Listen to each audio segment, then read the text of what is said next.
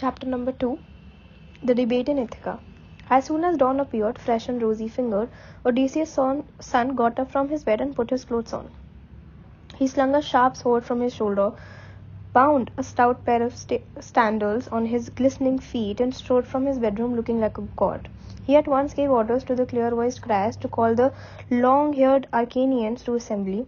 The heralds cried their summons, and the people quickly gathered. When all had arrived and the assembly was complete, Telemachus himself set out for the meeting place, bronze spear in hand, escorted only by the 2 hunting dogs.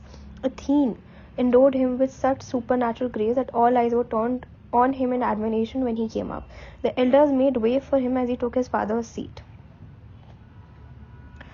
Egyptius, an old lord bent with years and rich in wisdom, was the first to speak. His own soldier's son, Antiphus, had sailed with godlike Odysseus in the big ships to Ilium, the city of horses, only to be killed by the savage Cyclops in his cavern home, when he made the last of his meals off Odysseus' men. And although he had 3 other sons, Euronymous, who had joined with the suitors, and 2 who had worked steadily on their father's estate, Antiphus was always in his mind. His grief was inconsolable, and it was with tears for this lost son that he now rose to address the gathering. My fellow countrymen, listen to what I have to say. Not once since the god Odysseus sailed have we been called to assembly or council meeting here. Who has summoned us now? Was it one of the young men or one of the older generation? And what is his pressing need? Perhaps he has heard of an army's, page number 16, approach and wishes to tell us the early news he had received. Or is there some other matter of public concern that he intends to raise for discussion? Good man, I say, in any case, our blessing on him, may Zeus reward him with his heart's desire. His auspicious words delighted Odysseus' son. Eager to speak, he left his seat without further ado and took his stand in the middle of the assembly. The herald Pisno, or shrewd, experienced counselor, thrust the speaker's staff into his hand, and Telemachus turned first to old Egyptius, began.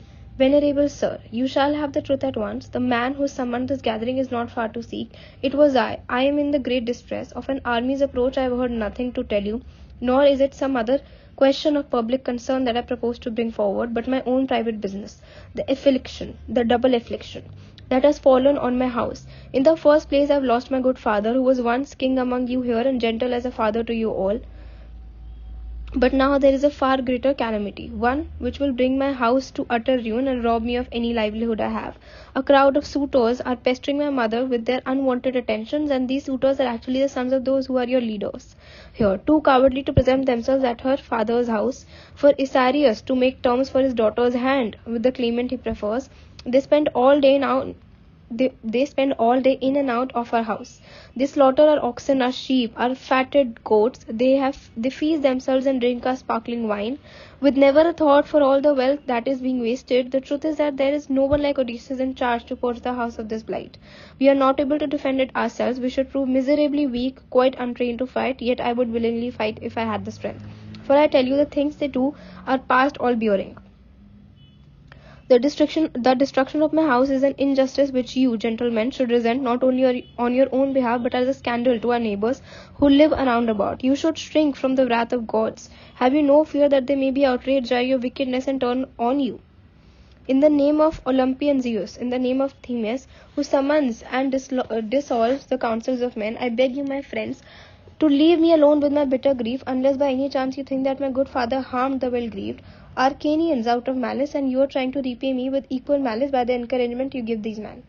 If only it were you men of Ithaca who were devouring our treasure with our flocks, I think we should be better off, for in that case we should not have far to look for compensation. We should simply hound you up and down the town for the restitution of our gods. Will try every item was repaid. As it is, you fill my heart with the pain of which, for I find no cure. As he spoke, his passion rose, and at the end he burst into tears and flung the staff on the ground. A wave of pity swept through the gathering. Nobody made a move. Nobody had the heart to give Telemachus a sharp reply, and the silence was unbroken till Antonius resorted. What a speech, Telemachus, and what a temper! So you had put us to shame, would you, and fix the blame on us? You are wrong. We suitors plead not guilty. It is your own mother that incomparable schemer who is the culprit. Listen, for 3 whole years, in fact close on 4, she has been leading us on, giving us all some grounds of her hope, and in her private messages to each making promises that she was not the slightest intention of keeping. And there's another example of duplicity. On her loom in her home, she set up a great web and began weaving a large and delicate piece of work. She said to us, my lords, my suitors, now that noble Odysseus is dead, restrain your ardor. Do not urge on this marriage till I have done this work, so that the threads I have spun may not be altogether wasted. It is this shroud for Lord Laertes, when he succumbs to the dread hand of remorseless death that stretches all men out at last. I must not risk the scandal. There would be among my countrywomen here if one had amassed such wealth were led to rest without a shroud. That's what she said, and we magnanimously consented. So by day she used to weave at the great web, but every night had torches set beside it and undid the work.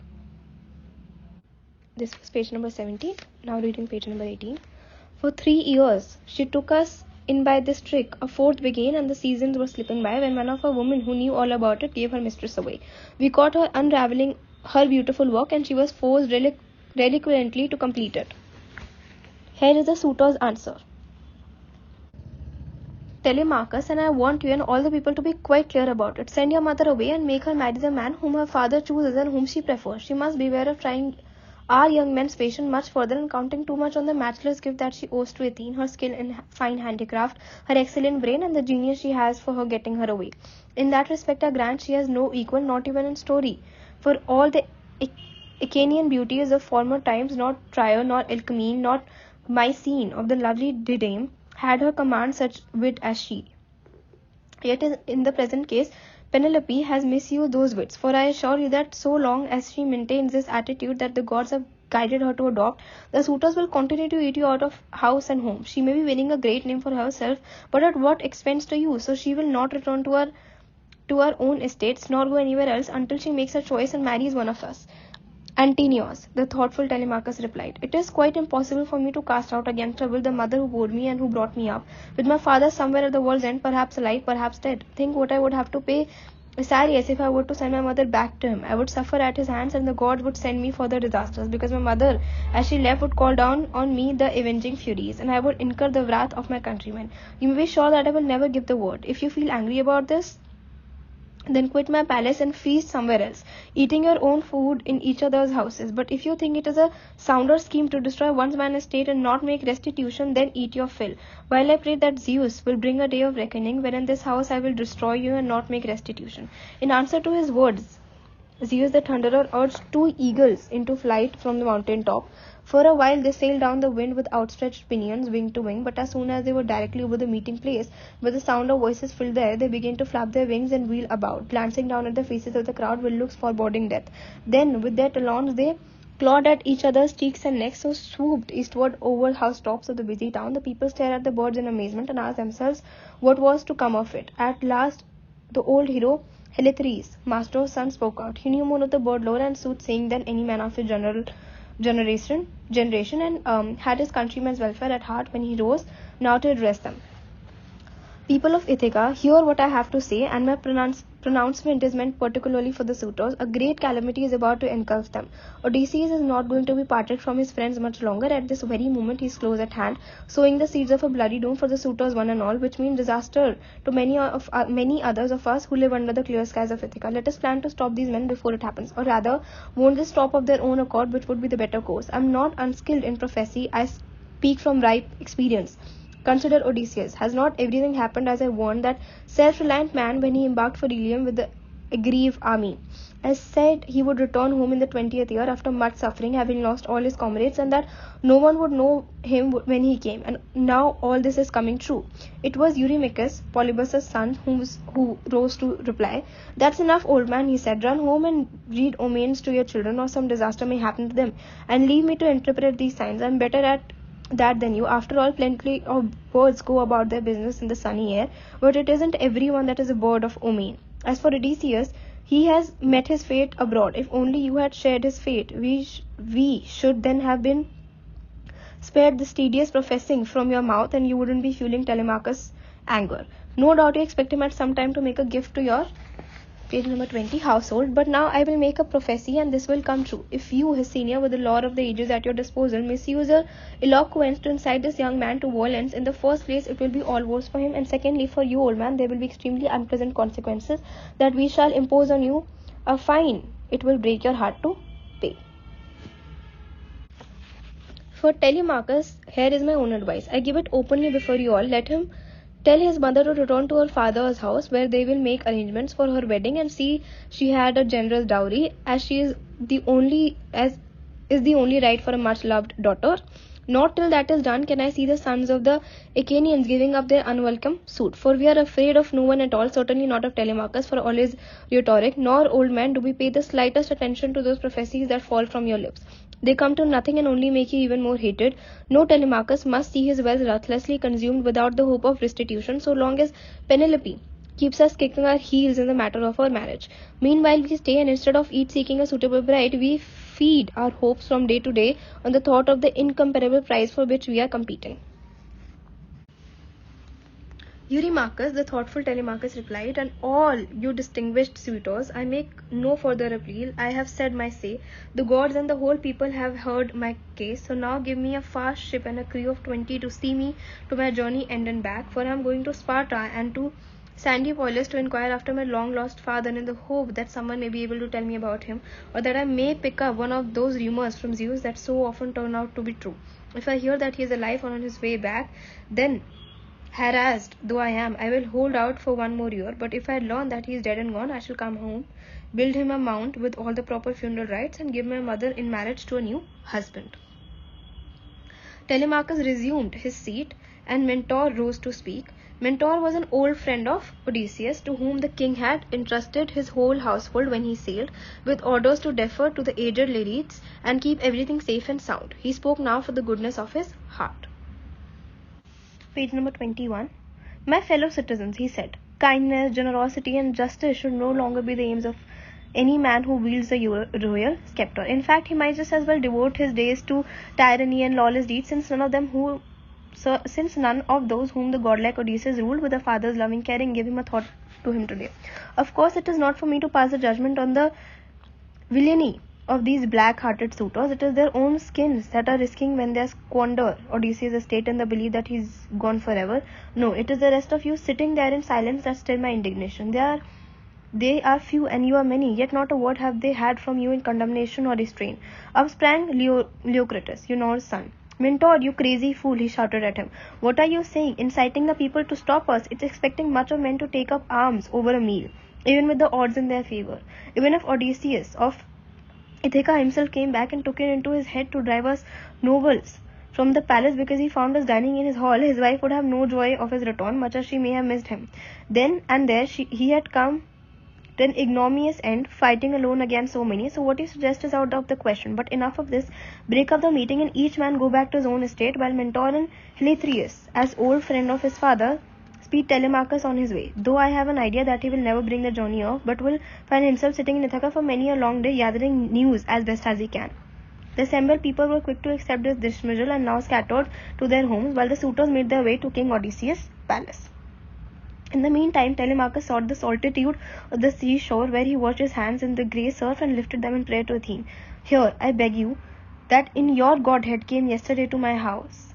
It was your command that I shall sail across the misty seas to find out whether... Page number 22. Long lost father is ever coming back, but my countrymen, and above all those suitors that besiege my mother, are thwarting me at every point. This was his prayer. Athene drew near to him, and assuming the form and the voice of Mentor, addressed him with winged words.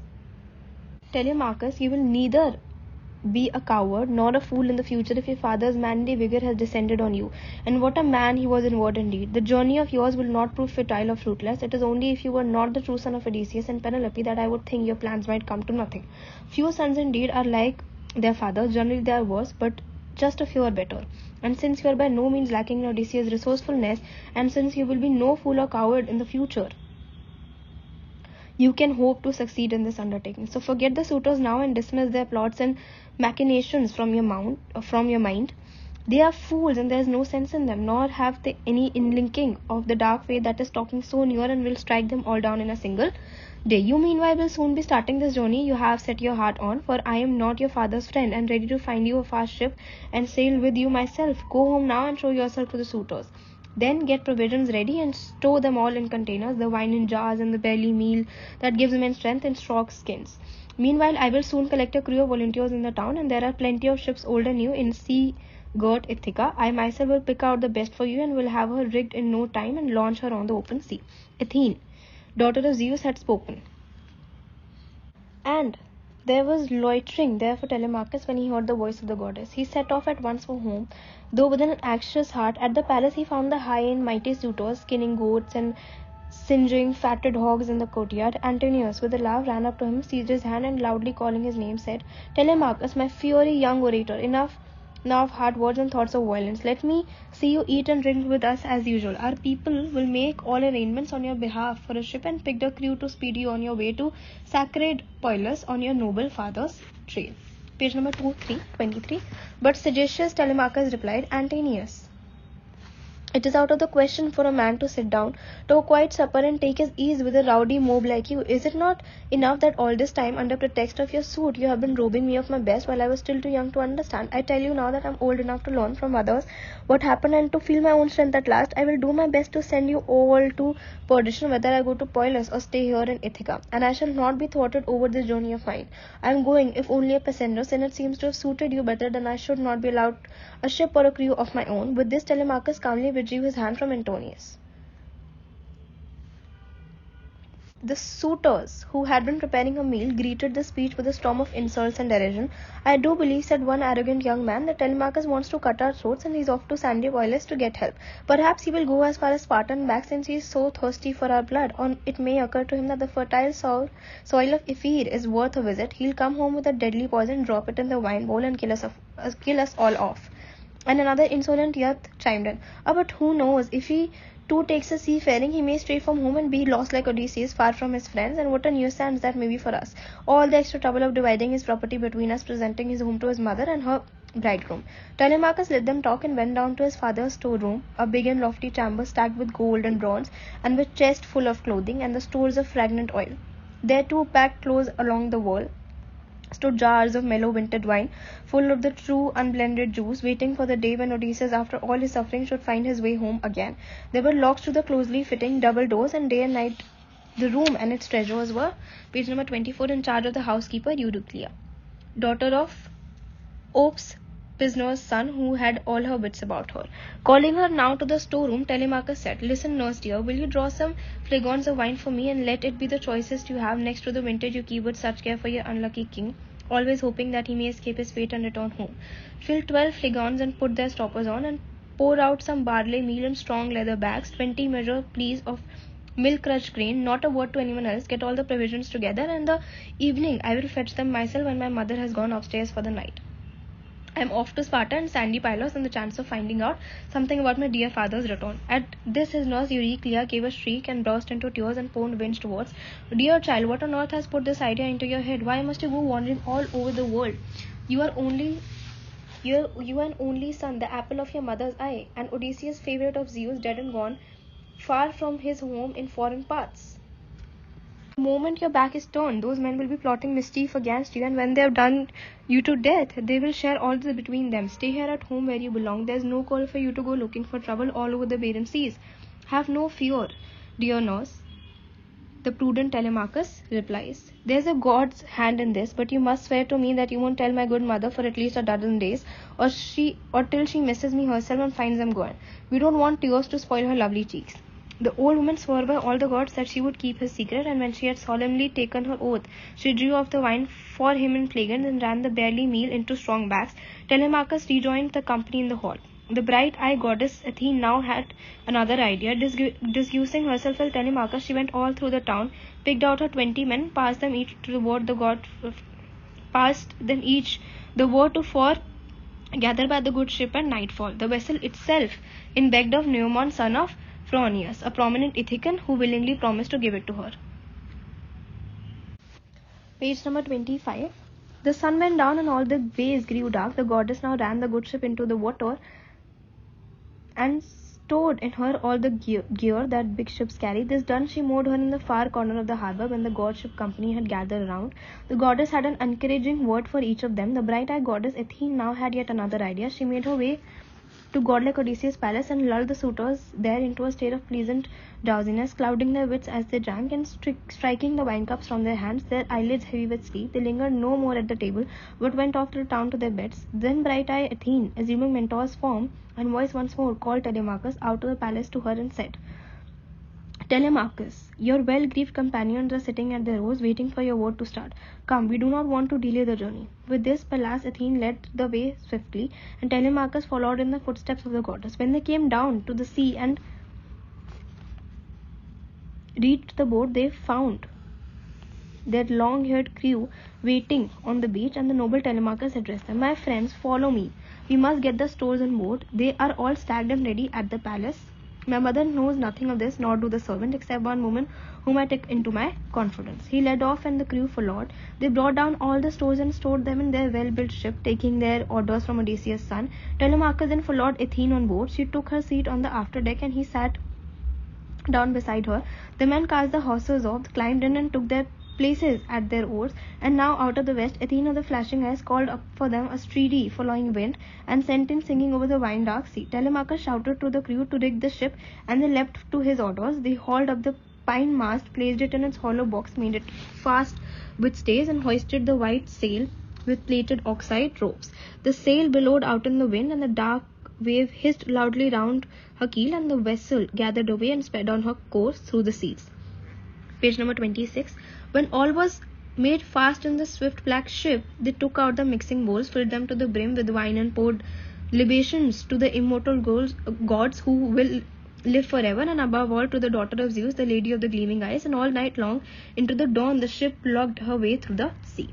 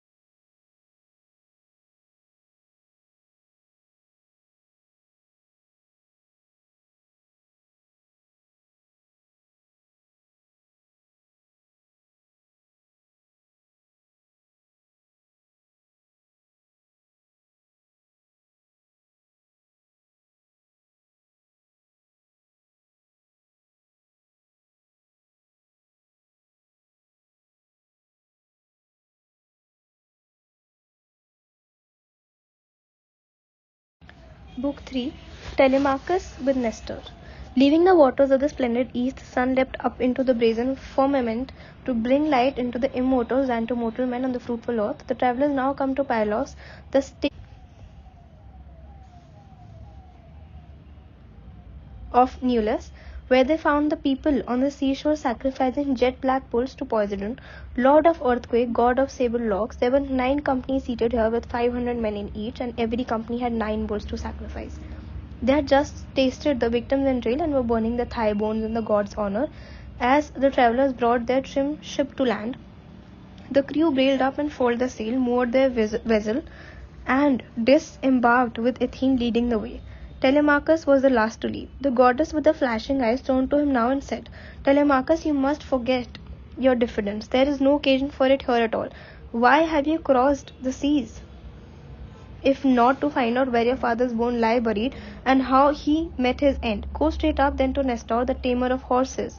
We are here to learn the wisdom hidden in his heart, but you yourself must appeal to him to tell you the honest truth. Though a man as wise as he will not lie. But Mentor, the thoughtful Telemachus asked, how am I to go up to him? How shall I greet him? I have had no practice in making speeches. It is embarrassing for a young man to question one so much his senior. Telemachus replied, bright-eyed Athene, where your own intelligence falls, a god will inspire you. For I think the gods have blessed both your birth and your progress to manhood. Page number 28. With this, Pallas Athene led off quickly, and Telemachus followed in the steps of the goddess till they reached the place where the people of Pylos were assembled. There sat Nestor with his sons. Their fellows around them were piercing meat with skewers or roasting it in preparation for the banquet. But as soon as they caught sight of the strangers, they all made a move in their direction, took them by the hand, and invited them to join them.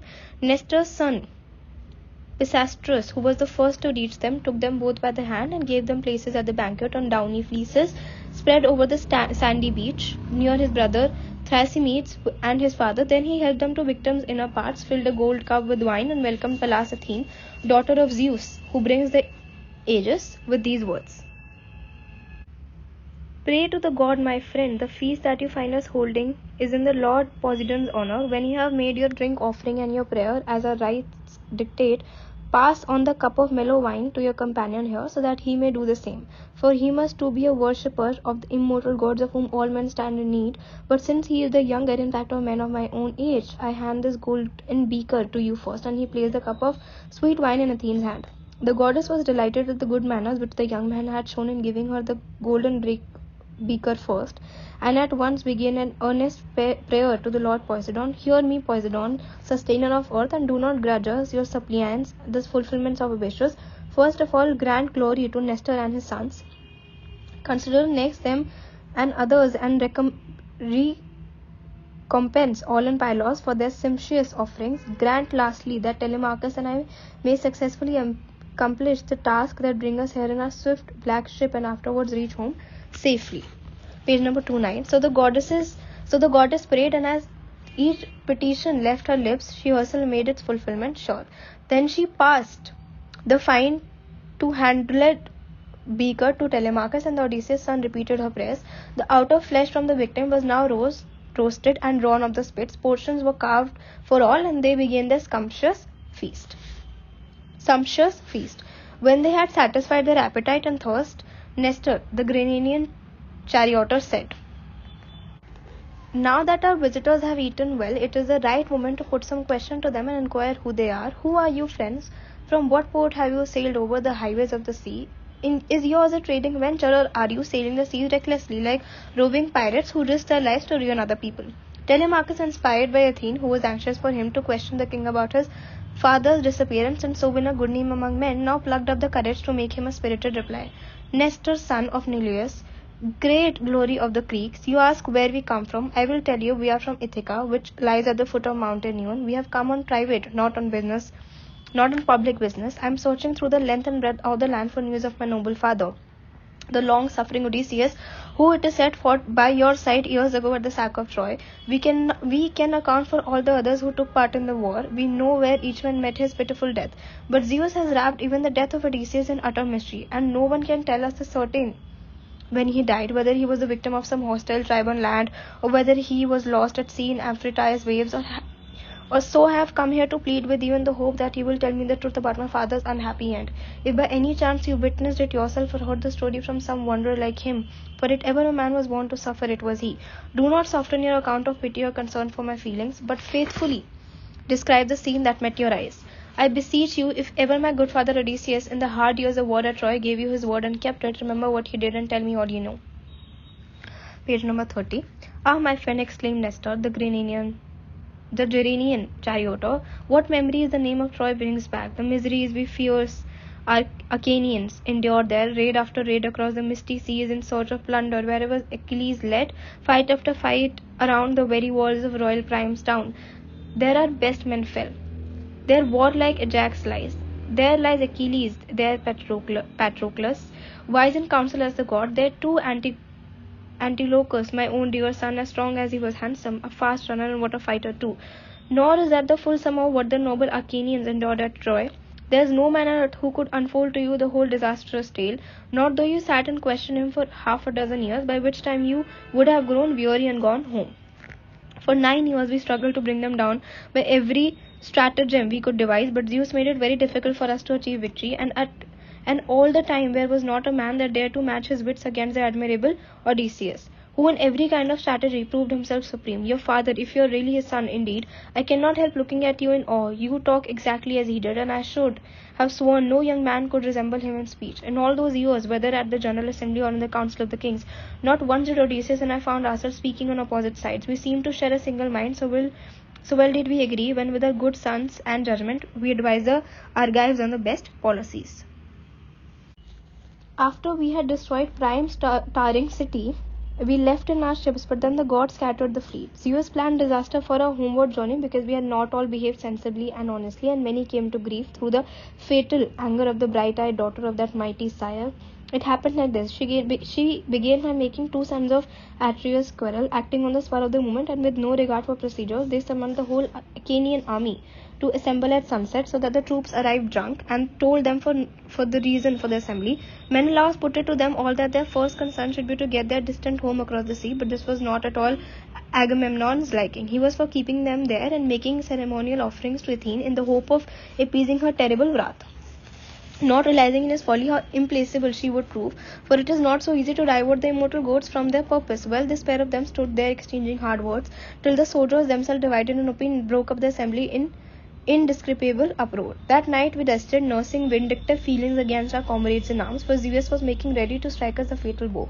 In the morning, half of us ran our ships down into the tranquil sea, and stored in them our spoils and captive women in their low girdled dresses. Then thought the rest still held back, and stayed where they were with Agamemnon, with the commander-in-chief. Our party embarked and set out. Our ship sailed fast, for a good god had levelled the deep swell of the sea. We soon reached Tenedos, and there, eager to be home, we sacrificed to the god. But Zeus had no intention of letting us reach home so soon, and he mercilessly stirred dissension among us once more. As a result, one squadron swung the curved prows of their vessels round and turned back towards Troy. These were the followers of Odysseus, that wise and subtle king, fallen once more with the wishes of Agamemnon, son of Atreus. But I, well aware of the gods' sinister designs, fled with the massed ships that formed my company. Warlike Diomedes did the same, bringing this party with him, and later on Arbon heard Menelaus followed too. He caught us up at the Lesbos, where we were pondering war over the long sea journey, whether to sail north of the rugged coast of Chios or by the way of Pisidia, keeping that island on our left. To sail south of Chios past the windy heights of Mimas, we prayed for a sign, and the god made it clear that we should cut straight across the open sea to Euboea to get our harm's way as quickly as possible. A whistling wind blew up, and our ships made splendid running down the teeming seaways, reaching Gerastus during the night, and many a bull's thigh we led on Poseidon's altar after spanning that weary stretch of water. Page number 32. It was on the fourth day that the company of Diomedes, son of Tydeus, the tamer of horses, brought their fine craft to anchor into Argos, but I held on for Pylos, and the breeze never dropped from the moment when the god made it blow. Consequently, dear child, I got back without any news of the men we had left behind, and I have no idea who escaped or who was lost. But all the news that has come to me as I sit here at home you shall have as the only right. I will keep nothing back. In the first place, they tell me that Myrmidon, spearman, reached home in safety under the great Achilles' noble son, and the Pyosus' son, the brilliant Philoctetes, fared equally well. Again, Idomeneus brought all his men to Crete, all that is who had survived the war. The sea got none from him. As for Agamemnon, though you live far away, you must have heard how he had no sooner got back than he fell a wretched victim to Aegisthus' plot, and a grim reckoning there was for Aegisthus, which shows what a good thinking it is when a man dies for a son to survive him, as Orestes survived to take revenge on the treacherous Aegisthus who had killed his noble father. So you, my friend, and what a tall and splendid young man you have become, be as brave as Orestes, then future generations will sing your praises. The thoughtful Telemachus replied, King Nestor, son of Neleus, great glory of the Achaeans, that was revenge indeed. Orestes' fame will travel throughout the Achaean land and live in the song for generations. If the gods would only give me strength like his to exact revenge for the suitors' vicious crimes, their willful disregard of what is right, and the ways they have humiliated me, but they have no such happiness in store for me, nor my father. I must just endure. My friend, said Nestor, the Graninian charioteer, now that your own remarks have put me in mind of it, they do say a whole crowd of your mother's suitors are wreaking havoc in your house as uninvited guests. Tell me, do you tamely submit to this, or have the people of Ithaca been listening to some rumor inspired by God that has turned their hearts against you? Page number 33. Who knows whether someday Odysseus may not come back, alone perhaps, or with all his followers, and pay these suitors out for their violence. I only wish that bright-eyed Athene could show towards you some of the loving care she devoted to your illustrious father in the course of your hard campaigns at Troy, for never in my life have I seen the gods display such open affection as Pallas Athene showed in her championship of Odysseus. If only she would love and care for you like that. Some of those gentlemen would soon have all thoughts of courtship knocked out of their heads forever. Venerable Lord, said the thoughtful Telemachus, I see no hope whatever of your words provoking true. You speak of the impossible. You amaze me. For all my hopes, that will never happen, even if the gods were to will it. Telemachus, the goddess of the flashing eyes, exclaimed, What are you saying? A god who wills it can bring anyone safely home, however far away he may be. And for myself, I would rather live through untold hardships to reach home in the end and see the happy day, than come straight back and die at any own hearth, as Agamemnon died by the wiles of his wife and Aegisthus. But it is our common lot to die, and the gods themselves cannot rescue even one they love, when death that stretches all men out lays its dread hand upon him. Mentor, the thoughtful Telemachus replied, Let us not discuss these painful matters anymore. We can no longer count on my father's return. The god who never die have already set his feet on the dark path that leads to death. But there is something else I would like to ask Nestor, whose knowledge of the men's ways and thoughts is unrivaled. They tell me he has been king through 3 generations, and when I look at him, I seem to gaze on immortality itself. Nestor, son of Neleus, tell me what really happened. How did imperial Agamemnon, son of Atreus, meet his end?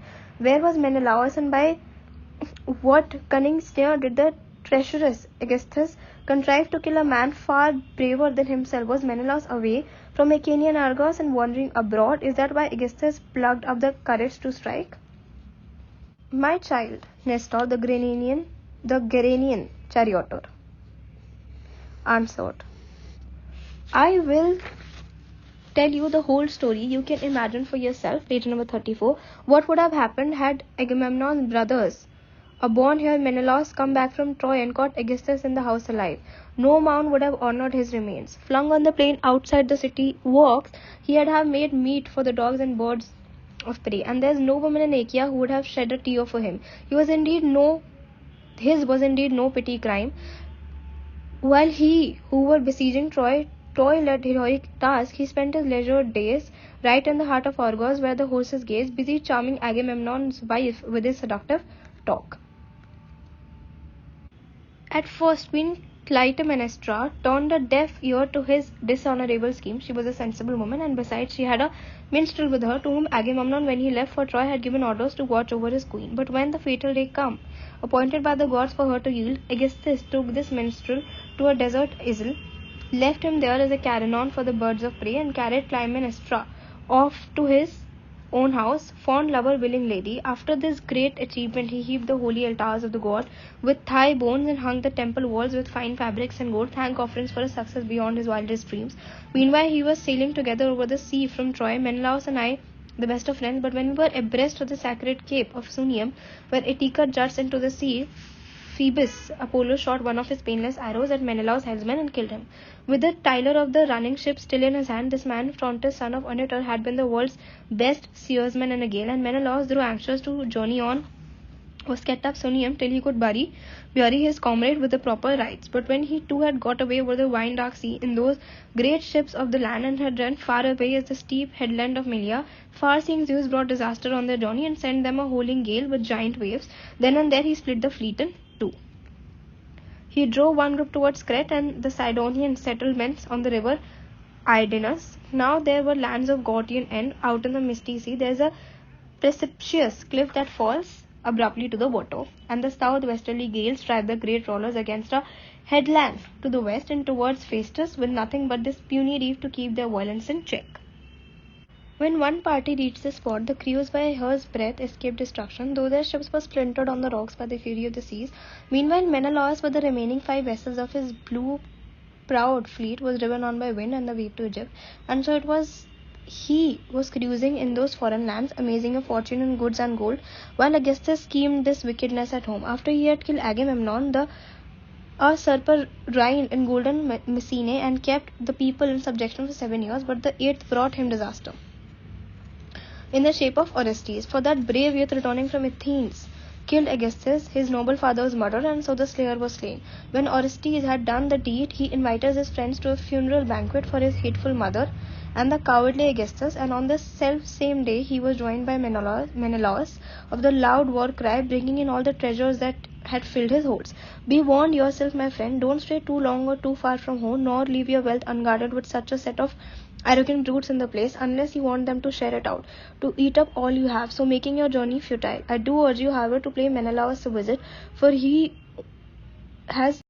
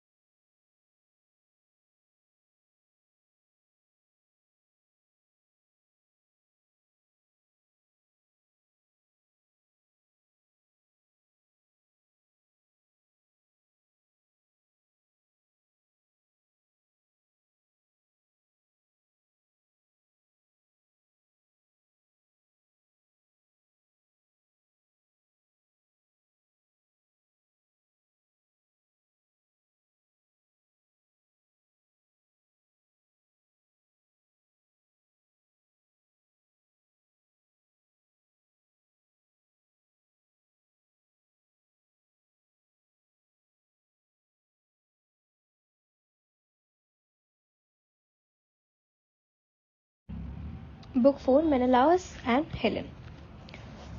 And so they came to the rolling lands of Lacedaemon, deep in the hills, and drove up to the palace of the illustrious Menelaus.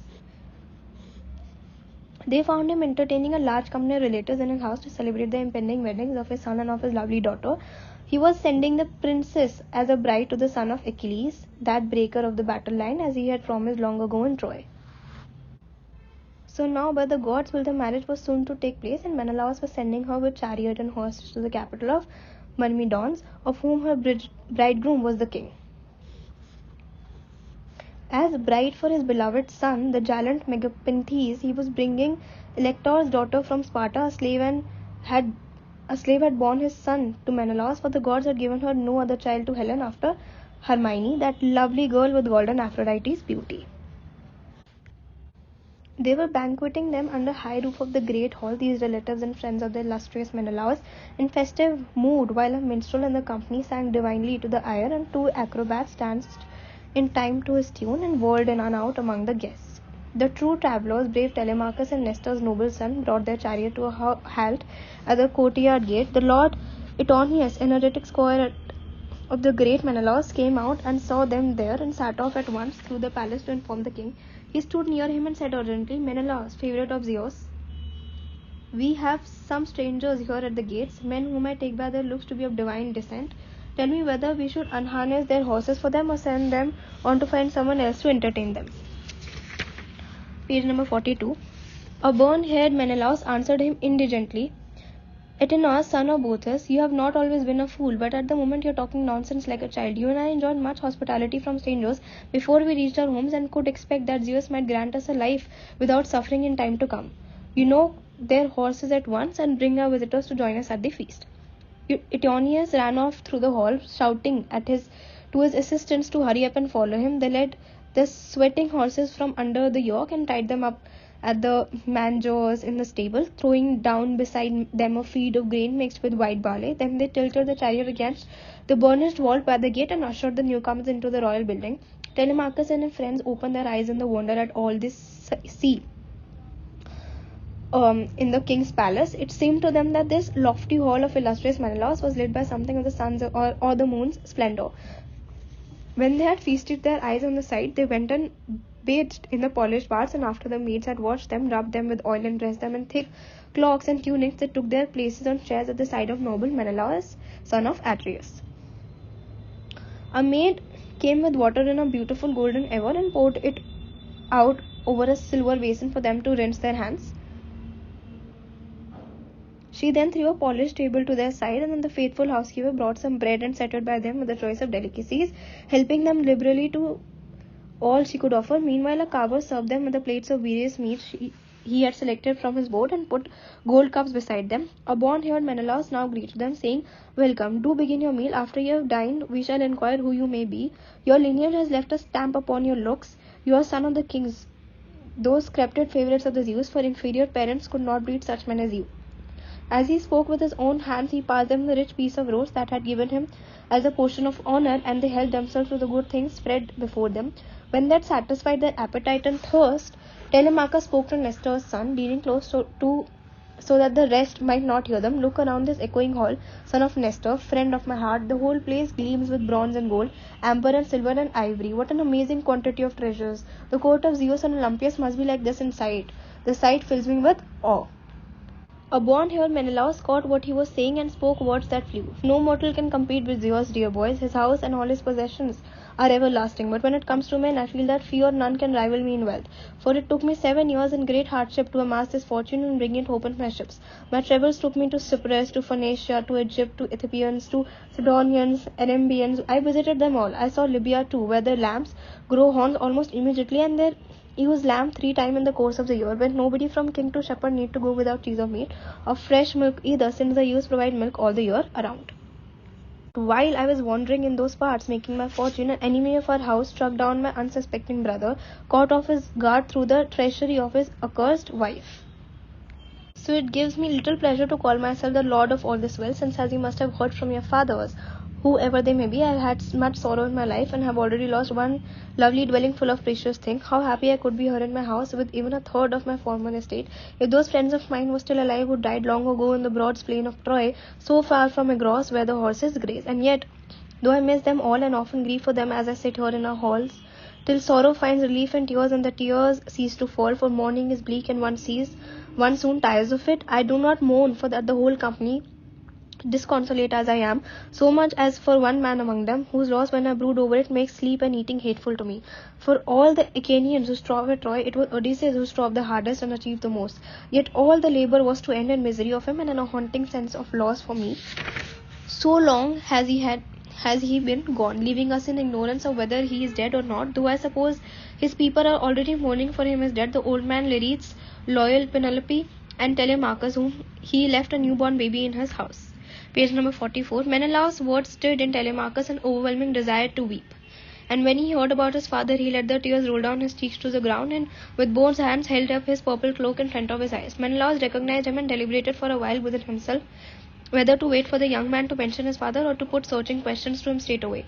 In the midst of his perplexity, Helen came down from her lofty perfumed room, looking like Artemis with her golden distaff. Addressed, drew up her an elegant chair. Elke brought a rug of the softest wool, and Philo carried a silver work basket, a gift from Elsandre, wife of Polybus, who lived in Egyptian Thebes, where the houses are furnished in more sumptuous style than anywhere else in the world. This man had given Menelaus 2 silver baths, a pair of 3-legged cauldrons, and 10 talents in gold. In addition, his wife gave Helen beautiful gifts for herself, including a golden spindle and a basket that ran on wheels that were made of silver finished with a rim of gold. This was the basket that her lady Philo brought in and put beside her. It was full of fine spun yarn, and spindle with its dark wool was laid across it. Helen sat down on the chair with a full footstool for her feet, and at once asked her husband about everything. Menelaus, favorite of heaven, have you been told the names of these men who have come to our house? Shall I withhold the truth or speak the truth? I feel that I must speak, for never in a man or woman I have seen such a likeness before. I am lost in admiration. Surely this must be a great-hearted Odysseus' son, Telemachus, whom his father left a newborn baby in his home. When you Achaeans come to try with war in your heart, for my sake, shameless creature that I was. Lady, replied the auburn-haired Menelaus, you point out a resemblance I can see too. Odysseus' feet were just the same, and so were his hands, the movement of his eyes, the shape of his head, and the way his hair grew. Only a moment ago, when I was talking of Odysseus, as I remembered him and saying how much he had done and suffered for my sake, the tears came streaming down his cheek, and he covered his face with his purple cloak. Page number 45. Nestor's son Pisistratus now said, Menelaus, son of Atreus, favorite of heaven, leader of your people, you are right in supposing that my friend here is Odysseus' son, but he is modest, and on the first visit like this, he is too bashful to speak uninvited in front of you, whose conversation gives us as much as pleasure as we would get from listening to a god. So Nestor of Gerenia sent me with him for escort, as Telemachus was anxious to see you in case you might help him with advice or suggest some line of action, for a son, when his father is gone, has many difficulties with cope with at home, especially if there is nobody to help him, as in the case with Telemachus, whose father is abroad and who has no other friends at home to protect him from injustice.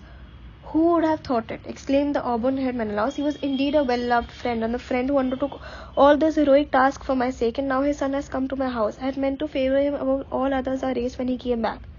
If an all-seeing Zeus had allowed the two of us to bring our good ships safely home across the sea, I'd have built him a house and transplanted him from Ithaca with all his possessions, and his son and his people too. Yes, I have had emptied one of the towns round here in my own dominion, and has given him a town in Argos to live in. We would have lived in the same country and met continually, nor could I anything have intervened to spoil our pleasure in each other's company till the darkness of death had swallowed us up. But a jealous god must have thought otherwise, and so ensured that the unhappy man was the only one who never reached his home. Menelaus' words stirred in them a longing for tears. Helen of Argos, child of Zeus, broke down and wept.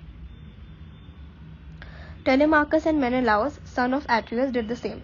Nor could Nestor's son keep his eyes dry when he thought of his brother, the handsome Antilochus, whom the splendid son of the bright dawn had killed. Remembering him, he turned to Menelaus now.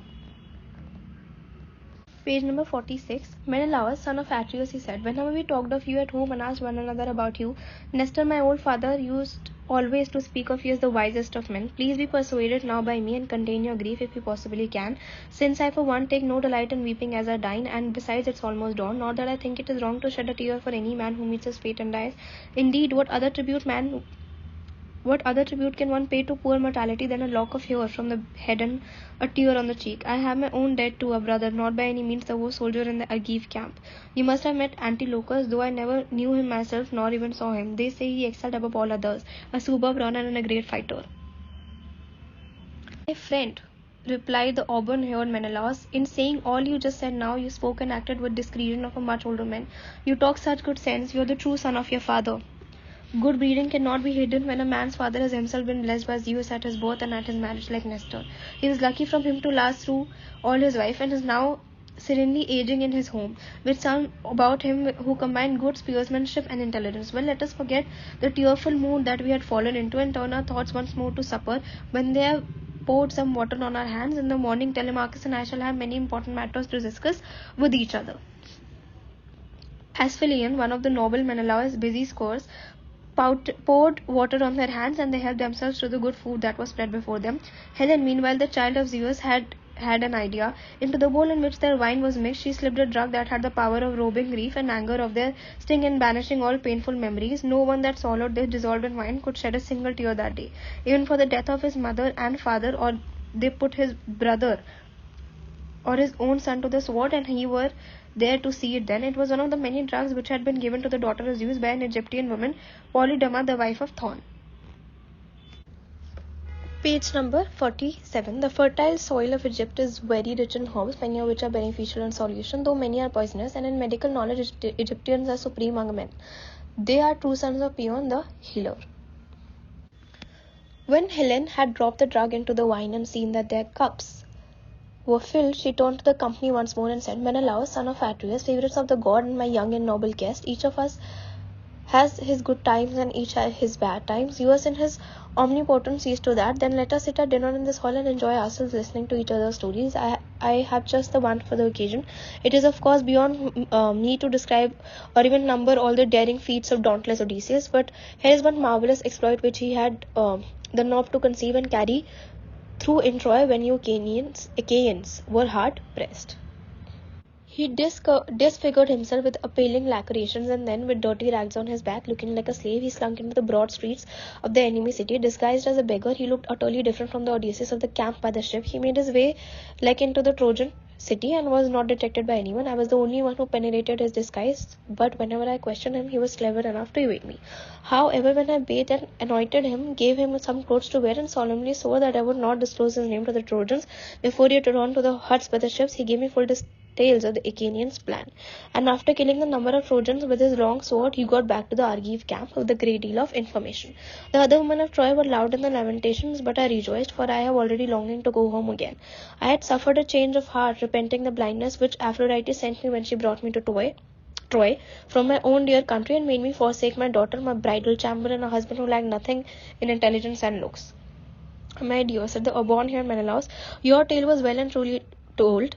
I have wandered far in this world. I have looked into many hearts and heard the counsels of the great, but never have I set eyes on a man of such endurance as the indomitable Odysseus. What he did inside the wooden horse.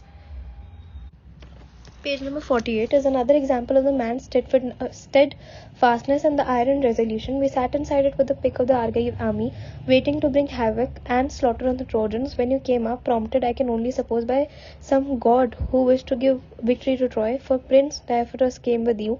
3 times you circled around our hollow lair, feeling the outside with your hands, and you called out the name of all the Argive captains in turn, altering your voice to mimic each man's wife.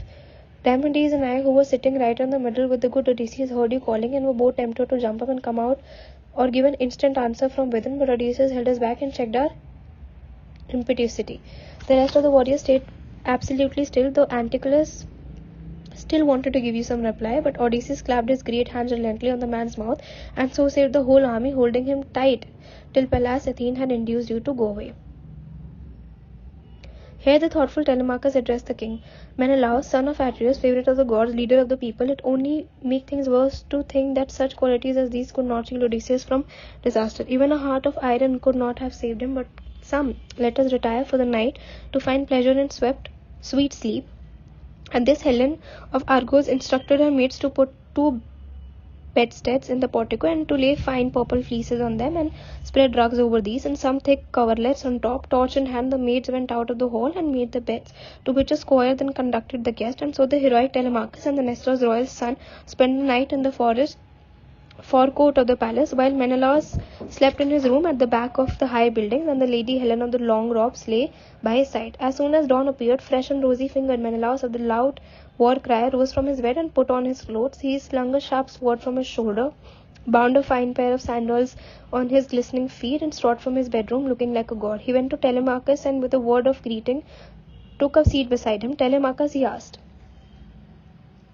"What," page number 49, "brought you here over the wide seas to our pleasant land of Lacedaemon? Was it public business or private affairs? Tell me the truth." Menelaus, son of Atreus, favorite of the gods, leader of your people, and the thoughtful Telemachus replied, "I came to find out whether you could give me any news of my father. I am eaten out of the house and home, my rich estate has gone to ruin, and my palace is packed with a set of implacable enemies who spend their days in the wholesale slaughter of my jostling sheep and shambling cattle with their twisted horns, and in competing for my mother's hand in all their brutal pride. I am here to plead with you in the hope that you will tell me the truth about my father's unhappy end. If by any chance you witnessed it yourself or heard the story from other wanderer like him, for if ever a man was born to suffer, it was he. Do not soften your account of pity or concern for my feelings, but faithfully describe the scene that met your eyes. I beseech you, if ever my father Odysseus, in the hard years of war at Troy, gave you his word and kept it, remember what he did and tell me all you know." Upon heard Menelaus was hot with indignation. "How disgraceful," he cried. "So the cowards want to creep into the brave man's bed. It's just as if a deer had put her 2 little unweaned fawns to sleep in a mighty lion's den and gone to range the high ridges and the grassy dales for pasture. Back comes the lion to his lair and the fawns meet a grisly fate. As still the suitors at Odysseus' hand, once the pleasant isle of Lesbos, I saw him stand up to Philomelides in a wrestling match and bring him down with a mighty throw which delighted all the Achaeans. My father Zeus, Athene and Apollo, that's the Odysseus I should like to see these suitors meet. A swift death and a sorry wedding there would be for all. But to answer your appeal and to the question you asked me, I have no wish to deceive you or to put you off with evasive answers. On the contrary, I shall pass on to you without concealment or reserve every word that I had myself from the infallible lips of the old man of the sea. It happened in Egypt. I had been anxious for some time to," page number 50, "get home, but the gods delayed me there, for I had omitted to make them the correct offerings, and they never allow one to forget their commandments. There is an island called Pharos in the rolling seas of the north of the Nile, and a day sailing for a ship with the roaring wind astern. In this island is a sheltered cove which sailors put in to draw their water from a well and afterwards launch their trim ships into the deep sea. It was here that the gods kept me for 20 days, and all that time there was never a sign of the offshore breezes that the speed ships out on into the open sea. All our supplies would have disappeared and the men's strength been exhausted if one of the gods had not taken pity on me. It was Idiote, the daughter of the mighty Proteus, the old man of the sea, who came to my rescue. The sight of me touched her heart deeply when she met me walking by myself away from my men, whom the pangs of hunger scattered every day round the coast to angle with barbed hooks for fish. She approached me and said, 'Sir, are you an utter fool? Are you completely stupid, or have you simply given up and enjoy suffering so much that you allow yourself to be imprisoned all this time in the island and can find no means of escape through your men and growing weaker day by day?' To which I replied, 'I do not know what goddess you may be, but I assure you that I have no wish to linger here. I must have offended the immortals who live in the wide heavens. You gods know everything, so tell me which of you it is that have confined me here and cut my voyage short, and tell me also how I can return home across the teeming seas. The fair goddess answered me at once, Sir, I will tell you all you need to know. The island is the haunt of the immortal seer Proteus of Egypt, the old man of the sea, who owes allegiance to Poseidon and knows the depth of all the seas. He is my father too, so people say. If you could contrive somehow to lie in wait and catch him, he would tell you about your journey and the distances to be covered and direct you across the teeming seas. Not only that, favorite of Zeus, he will tell you if you want to know all that has happened in your palace, good or bad, while you have been away on your long, weary travels. Page number 51. Well, will you, I replied, suggest a way by which we can waylay this ancient god? I am afraid that he might see me first or hear of my plans in advance and keep away. A god is not easily defeated by a mortal. I will tell you the plan in detail, she replied. When the sun has climbed to its highest point, the sage-old sea god emerges from his native salt, hidden by the dark ripples stirred by the west wind. Once out, he makes for a sleeping place in the shelter of a cave, and the seals, the children of the sea nymphs, heave themselves up from the grey surf and go to sleep in hordes around him, exhaling the pungent smell of the salt sea depths. Pick 3 men from your crew with care, the best you have on board, and at the daybreak I will lead you to the spot and find you each a place to lie in. But I must tell you how old the sorcerer proceeds. First he will go his round and count the seals. Then when he has counted them and seen that all are here, he will lie down among those like a shepherd with his flock of sheep. Directly you see him settle, summon all your strength and courage and hold him down. However hard he strains and struggles to escape, he will try all kinds of transformations and change himself into every sort of beast on earth and into water and blazing fire. But hold him fast and grip him all the tighter, and when he speaks at last and asks you a question in his natural shape, just as he was when you saw him lie down the rest, relax your presence, let the old man go and ask him which god is making difficulties for you and how to reach your home along the teeming seaways. After giving me this advice, she disappeared into billowing waves, and I went to where my ships were resting on the sand. My heart was dark and troubled when I had reached the sea and found my ship be prepared as supper. The solemn night descended on us, and we lay down to sleep at the water's edge. As soon as dawn appeared, fresh and rosy-fingered, I set out with many prayers to heaven, along with shore of the far-flung sea, accompanied by 3 men from my crews, whom I could almost rely in any emergency. Idiothi had vanished under the wide waters of the sea, but she now returned carrying the skin of 4 seals, all freshly. Page number 52. Flayed as part of the plan to deceive her father, she scooped out lairs for us in the sandy beach and sat down to await our arrival. When we came up to her, she ensconced us in our places and covered each man with a skin. Our vigil might have been impossible because the wild smell of the fish-fed seals was peculiarly trying. Who would choose a monster of the deep for bedfellow? However, the goddess herself thought of a miraculous remedy and came to our rescue with some ambrosia, which she applied to each man's nostrils. It was sweet-smelling stuff and killed the stench of the seals. So there we waited patiently right through the morning. Then multitudes of seals came up from the sea and lay down in a rows along the beach to sleep. At midday the old man himself emerged, found his sleek seals already there, and went the rounds to make his count. Entirely unsuspicious of the fraud, he included us as the first 4 in his flock. Then he too lay down to sleep. With a shout we charged and grabbed hold of him, but the old man's skill and cunning had not deserted him. He began by turning into a bearded lion, then into a snake, and after a panther and a giant bear, he changed into a running water too, and a great tree in leaf. But we set out our teeth and clung on grimly. When at last the old man, who knew so many tricks, grew weary, he broke into speech and began asking me questions. Tell me now, Menelaus, he said, which of the gods conspired with you to waylay and capture me, and why did he need to do it? Old man, I answered, why are you prevaricating? You know as well as I do how long I have been a prisoner on this island, unable to escape and growing weaker every day. So tell me now in your divine omniscience, which god is it that has confined me here and interrupted my journey, and tell me also how can I reach my home across the teeming deep. Before embarking, said the old man in reply, you should have offered rich sacrifice to Zeus and all the other gods if you wish to get home fast across the wide dark sea. It is not your fate to reach your own country and see your friends and fine house again until you have sailed the heaven-fed waters of the Nile once more again and made ceremonial offers to the everlasting gods who live in the broad sky. When that is done, the gods will let you start this voyage that you have set your heart on. Page number 53.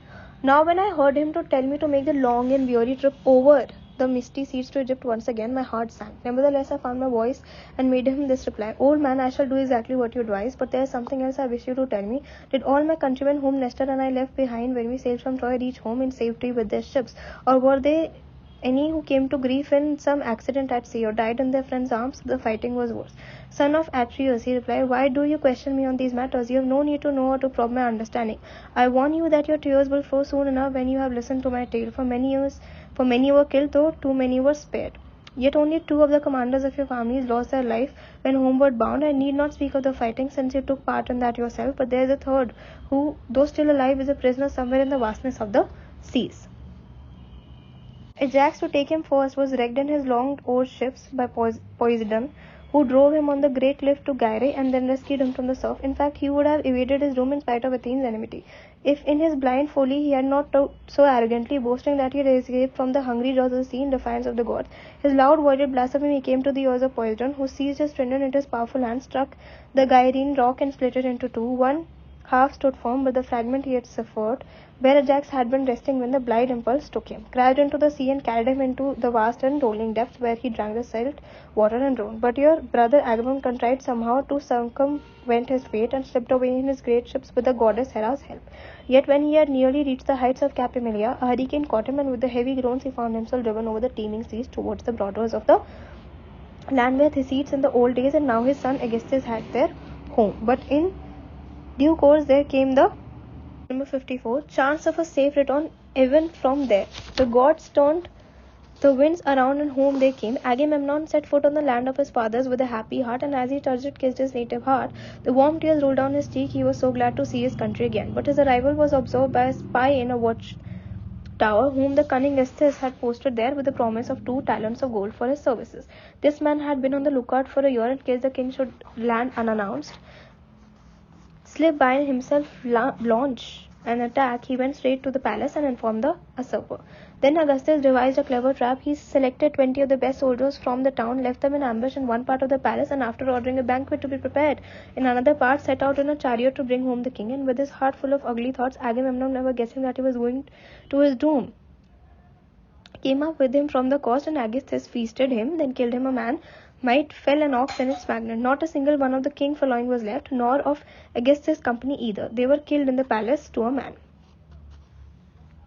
This was his story, and it broke my heart. I sat down on the sands and wept. I had no further use for life, no wish to see the sunshine anymore. But when I had enough of tears and writhing on the sand, the old sea prophet spoke to me again. Menelaus, he said, you have wept too long. Enough of this incontinent grief, which gains us nothing. Better make every effort to get back to your own land as quickly as you can, for either you'll find Aegisthus still alive, or Orestes will have forestalled you by killing him, and you may be in the time for the funeral feast.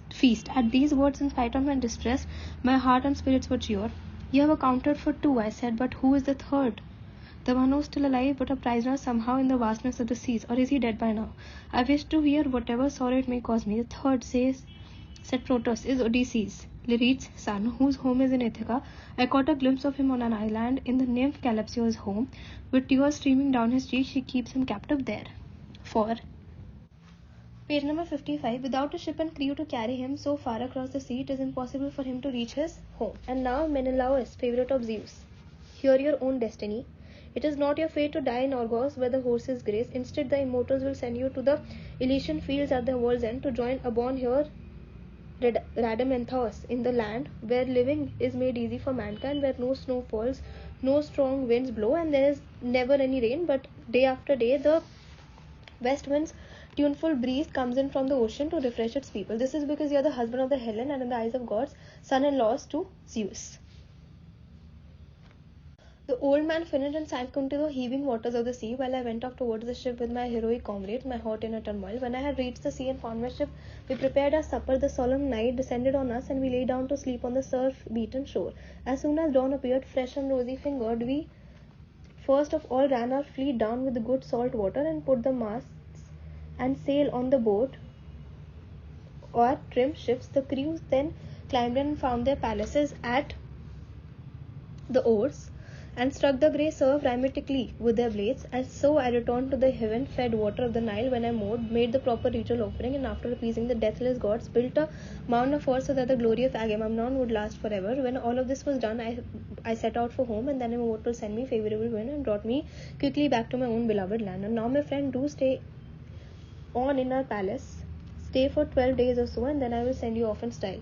You shall have glorious gifts from me, 3 horses and splendid chariot. I will give you a lovely cup as well to remind you of me all your life when you made drink offerings to the immortal gods. Son of Atreus, the thoughtful Telemachus replied, do not keep me here on a lengthy visit. It is true that your tales and talk so delight me that I could easily stop with you for a year and never feel homesick for Ithaca or my parents. But my friends must already be tired of waiting for me in the sacred pylons. And now you prolong my stay. As for the gift you offer me, please make it a keepsake I can carry. Horses I will not take to Ithaca.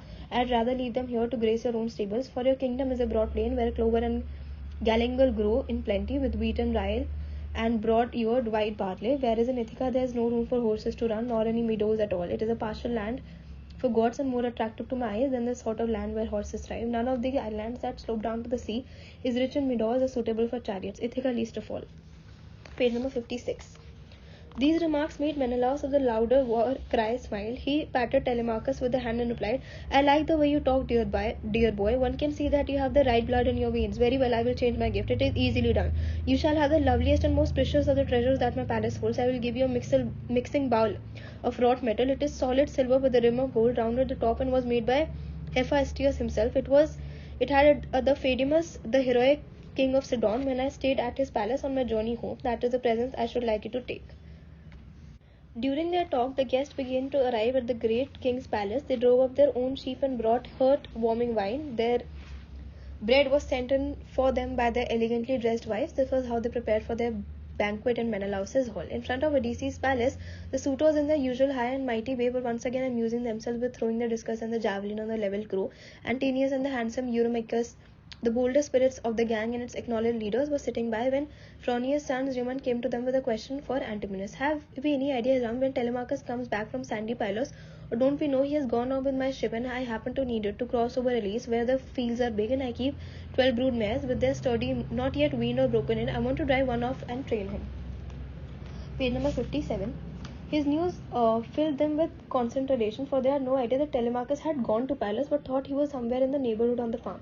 Among the flocks perhaps, or with the swineherd Antonius, Euphrates' sons turned to him and said, I want the truth. When did he leave and what young men went with him? Did he take men from the town or did he make up a crew from his own serfs and servants, as he easily might? And tell me this too so that I can be quite clear. Did he use force and go off with your ship against your wishes or did you give it willingly when he asked? I gave it to him, said Noemon, of my own accord. What would anyone do when asked a favor by a man of his standing with so much trouble on his mind? I would be very hard to refuse him. As for the young men who went with him, they're the best in the land next to ourselves. For captain, they are mentor. I saw him bark, him or some goat. Anyhow, it was exactly like him, and that's what puzzles me. I saw the good mentor here only yesterday at dawn, yet he certainly boarded my ship for Pylos that night. With this, Noemon went back to his father's house, leaving the two proud lords appalled and furious. They made the rest leave their games and sit down together, while Antonius, Euphrates' son, held forth and gave vent to his fury. His heart was seething with black passion and his eyes were like points of flame. Damnation take it, he cried out. What a coup Telemachus has had the audacity to bring off. This expedition that we swore would come to nothing. With all of us against him, the young puppy calmly sets out after picking the best man in the place and getting them to launch a ship for him. He is going to give us more trouble. I hope Zeus clips his wings before he reaches manhood. However, he give me a fast ship and crew of 20. I will lie up for him in the straits between Ithaca and the bluffs of Samos and catch him on his way, and a grim ending there will be to a sea trip of his in search of his father. The others welcomed the scheme and told him to carry it out. Then they got up and moved off to the palace. Before long, Penelope heard that the plot that her suitors, page number 58, were hatching. It was Medon the herald who let her know, for while they were watching out the plot in the country yard, he had been eavesdropping outside and heard all they said. He set off straight away through the palace to tell Penelope. Immediately he crossed the threshold of her room, and she said, Herald, what errand have the young lords given you? Is it to tell the king Odysseus' maids to drop their work and prepare them a feast? Oh, how I hate their pursuit of me and the way they swarm around. They'll never feast here again, if I could stop them. Yes, the whole gang of you that come here day by day, fleecing us of our livelihood, my prudent son's inheritance. I hope you never listened years ago when you were children and your fathers told you how Odysseus treated them. Never a harsh word, never an injustice to a single person in the land. How indifferent from the usual rounds of kings, favoring one man, persecuting the next, whereas Odysseus never wronged a soul, which only serves to show you and your shameful behavior up and proves how easily past kindness is forgotten. My queen, replied the fair-minded Medon, I only wish that this were the worst of your troubles. Your suitors are planning a far greater and more shocking crime. Zeus grant that they may not succeed. They are all set now in assassinating Telemachus with the sharp swords as he comes home. He has gone to holy Pylos and Lacedaemon to seek news of his father. When Penelope heard This her knees trembled and her heart grew faint. For a long time she had found it impossible to speak. Her eyes filled with tears, the words stuck in her throat. At length she managed to say, "Tell me, Harald, why has my son gone?" There was no call whatever for him to venture on these fast ships that sailors use chariots to drive across the wide seas. Does he wish his very name to be forgotten in the world? The astute Medon replied, "I do not know whether some god urged him or his own feelings suggested this journey to Pylos, but his purpose was to find out about his father's return or to learn what end he met." Medon went off through the palace. Penelope was overwhelmed by the anguish that racked her. She could not even bear to sit on one of the many chairs in her apartments, but number 59 sank down on the threshold of her lovely room, weeping bitterly with all the maids of her household, young and old, stood round her sobbing. "Listen, my friend," she said between her sobs. "Is there a woman of my time whom Zeus has treated worse than me? I had a husband years ago, the best and bravest of the Danans, a lion-hearted man, famous from Hellas to the heart of Argos. The husband I have lost, and now the whirlwinds have snatched my darling son from the house without a word. I was not even told that he had gone, not even by you, whom must have known it well enough. How cruel of you all not to have thought of rousing me from my bed when he went to his hollow black ship, for had I known that he had his journey in mind, I swear he would have stayed, however determined to go, left me dead at home. But hurry, one of you, and call my old servant Dolius, whom my father gave me when I came here, and who looks after my orchard now. He shall go straight to Laertes, sit down beside him and tell him the whole story. Perhaps Laertes may hit upon some scheme and come out of his retreat to appeal to the people whom seem intent on wiping out his and Odysseus' royal line. Dear lady, said Euryclea, the fond old nurse, whether you kill me with a cruel knife or let me live on the palace, I cannot hold my tongue. I knew the whole thing. It was I who gave him bread and wine, all he asked for, but he made me solemnly promise not to tell you for a dozen days or till you missed him yourself and found that he had started. He didn't want the tears to spoil your lovely cheeks. Come, go and wash and put on some fresh clothes. Then go to your room upstairs with your waiting woman. Pray to Athene, daughter of Zeus, she may still save him, even from the jaws of death. And don't trouble an old man who has troubles enough already. I cannot believe that the happy gods detest Arcesia's line. Someone surely will survive to own these lofty halls and the fertile fields beyond. Page number 60. In this way, Euryclea hushed Penelope's sobs and cleared her eyes of tears. So the queen Penelope, when she had washed and changed her clothes, went to her room upstairs. With the waiting women, filled a basket with sacrificial grains and prayed to Athene. Hear me, Atritone, unwearied one, daughter of Zeus, who bear the Aegis. If ever Odysseus in his wisdom burnt the far thighs of a heifer or sheep to honor you in his palace, remember his offerings now. Save my dear son for me and guard him from the harm at the hands of these brutal suitors. At the end of her prayer, she uttered a great cry. The goddess heard her petition, but in the shadowy hall the suitors broke into uproar. One of the Chilos youths called out, "It sounds as if our much quoted queen is going to give us a wedding. Little does she know that her son's death has been arranged." This was their boastful way, though it was they who little guessed what had really been arranged. Antinous, however, rose up and silenced them. "Are you mad? None of this boasting where somebody may go inside and tell. Keep your mouth shut now and disperse. You would know the plan we all agreed on. Let's carry it out." Without further ado, he picked the 20 best men, and they left for their ship and seashore, where they began by running the black vessel down in the deep water and put the mast and sail on the boat, fixed the oars in their leather slings and all ship shape, and spread the white sail out. Meanwhile, their eager squires had brought their armor. They moored the boat well out in the water and came on shore, where they led their supper and waited for evening to fall. Wise Penelope lay there in her upper room without touching food or drink, wondering whether her innocent son would escape death or fall a victim to her brutal suitors. Doubts and fears chased through her mind as they do through a lion's when he finds himself surrounded by the beaters and standers in terror as they sleathily close in, but at last a comforting sense of drowsiness overcame her, since she fell asleep and all her limbs relaxed. Athene of the flashing eyes now had another idea. King Isarius, page number 61, had another daughter besides Penelope called Amphitemy, who had married Eumelus and lived in Phere. The goddess made a phantom now exactly like this woman and sent it to Odysseus' palace to save the unhappy and weeping queen from more distress and further floods of tears. It entered her bedroom by the strap that worked the bolt, sound by her head, and spoke to her.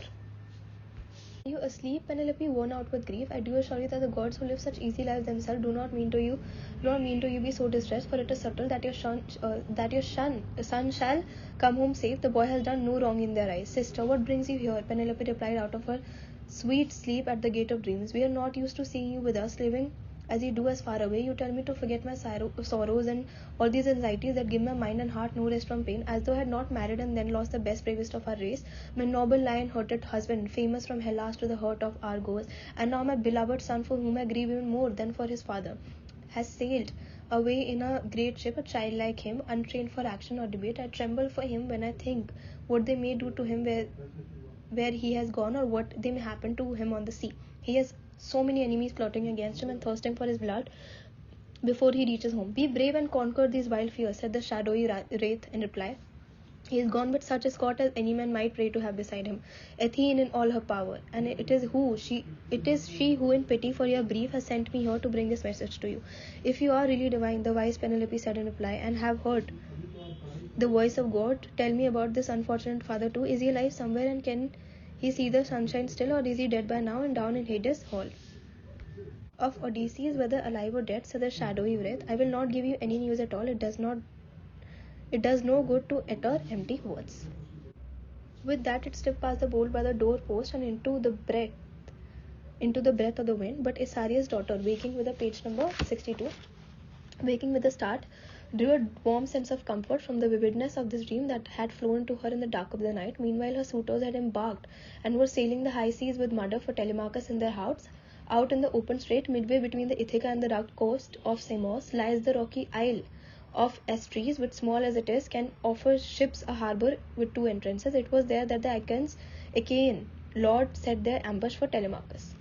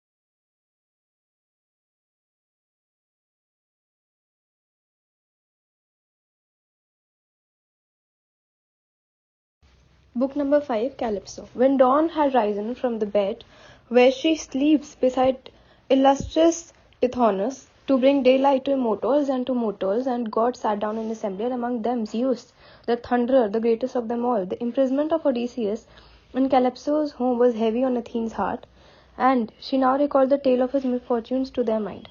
Father Zeus, and you are the blessed gods who live forever. Kindness, generosity, and justice should no longer be the aims of any man who wields a royal scepter.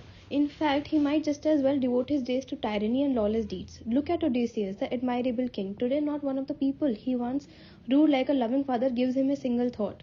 He is left to languish in misery in the island home of the nymph Calypso, who keeps him captive there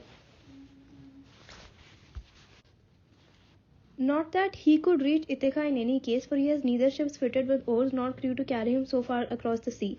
Meanwhile, his beloved son has gone to sacred Pylos and blessed Lacedaemon for news of his father, and they mean to murder him on the way back.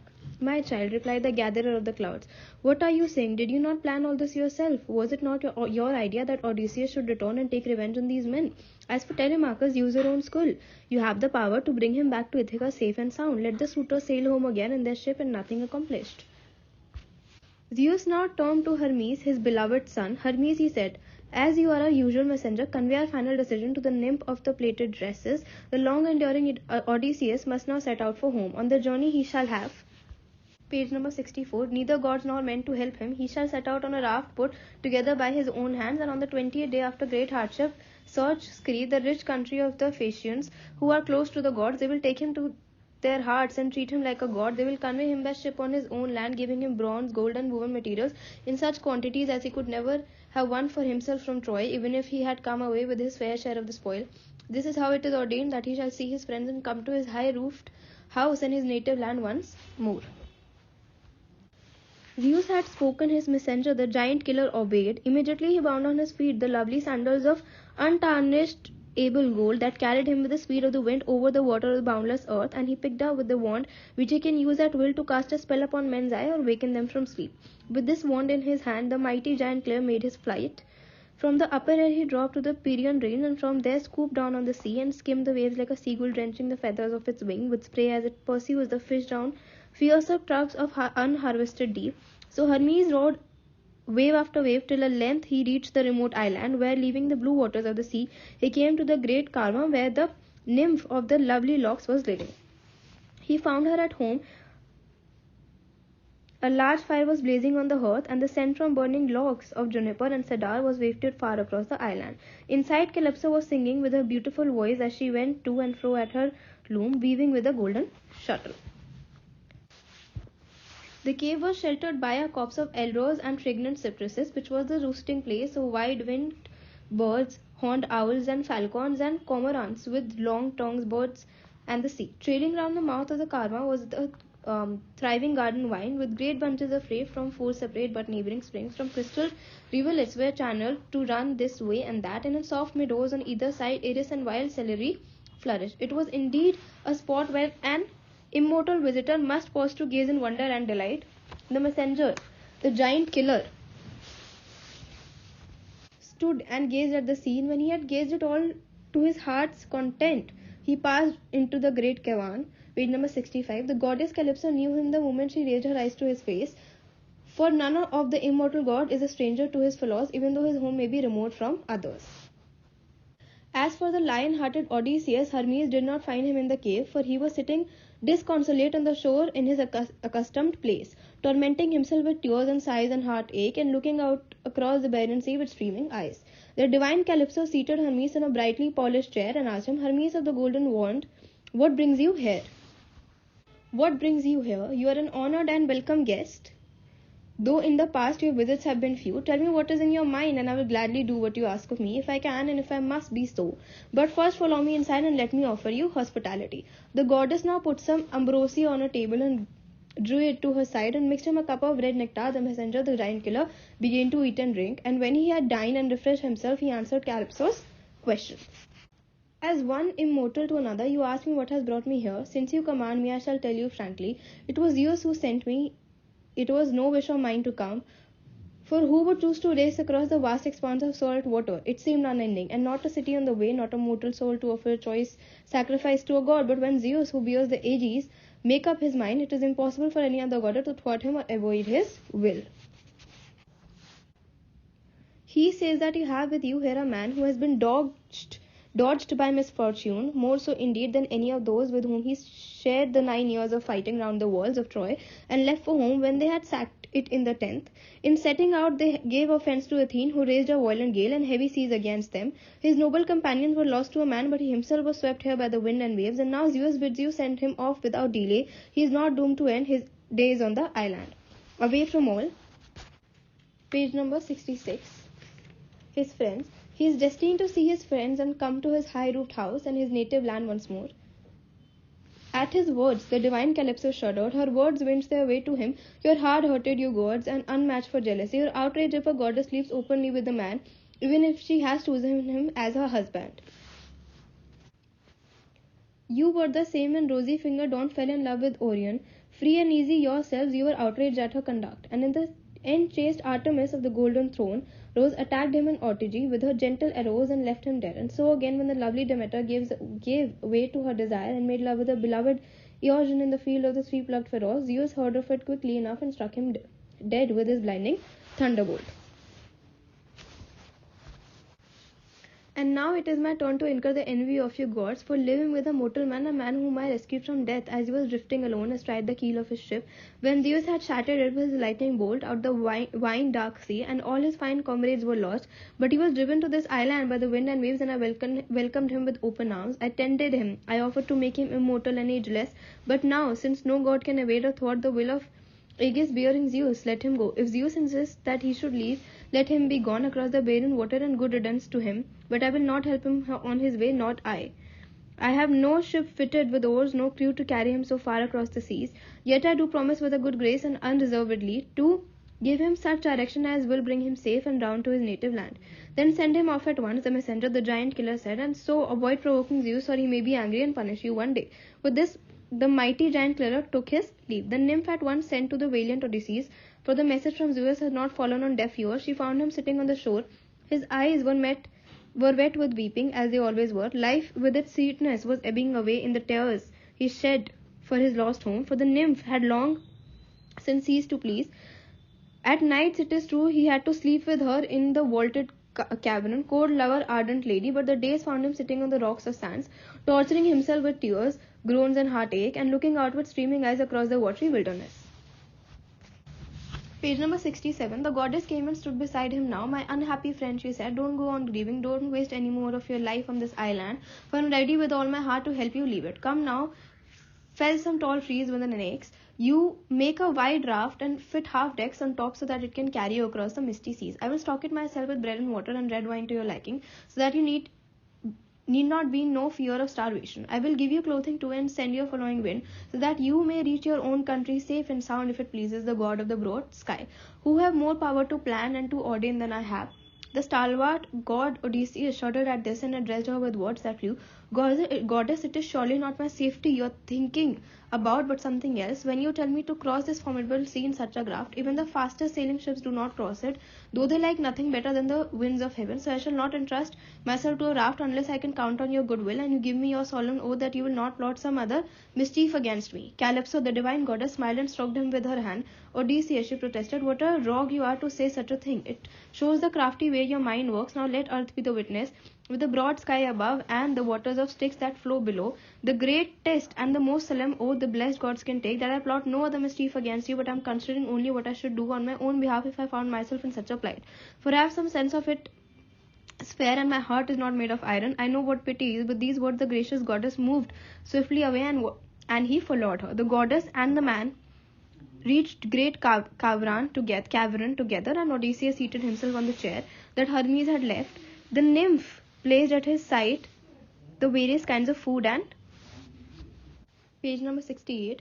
Drink that mortal men consume, and sat down facing the noble Odysseus. Her maid sets ambrosia and nectar beside her, and the two helped themselves to the meal spread before them. When they had enjoyed the food and drink, the goddess Calypso began to speak. "So you are determined, son of Laertes, favorite of Zeus, ingenious Odysseus, to leave at once for home and your beloved Ithaca. Even so, I wish you happiness. Yet you had any inkling of the full measure of misery you are bound to endure before you reach your native land, and you would stay and share this home with me and take on immortality, however much you long to see that wife of yours, who is never out of your thoughts. And yet I claim to be by no means her inferior in looks or figure, for surely it would be most unseemly for a woman to compete with a goddess in form or face." The nimble-witted Odysseus replied, "My lady goddess, do not be angry at what I am about to say. I too know well enough that my wife Penelope's looks and stature are insignificant compared with yours, for she is mortal while you have immortality and unfading youth.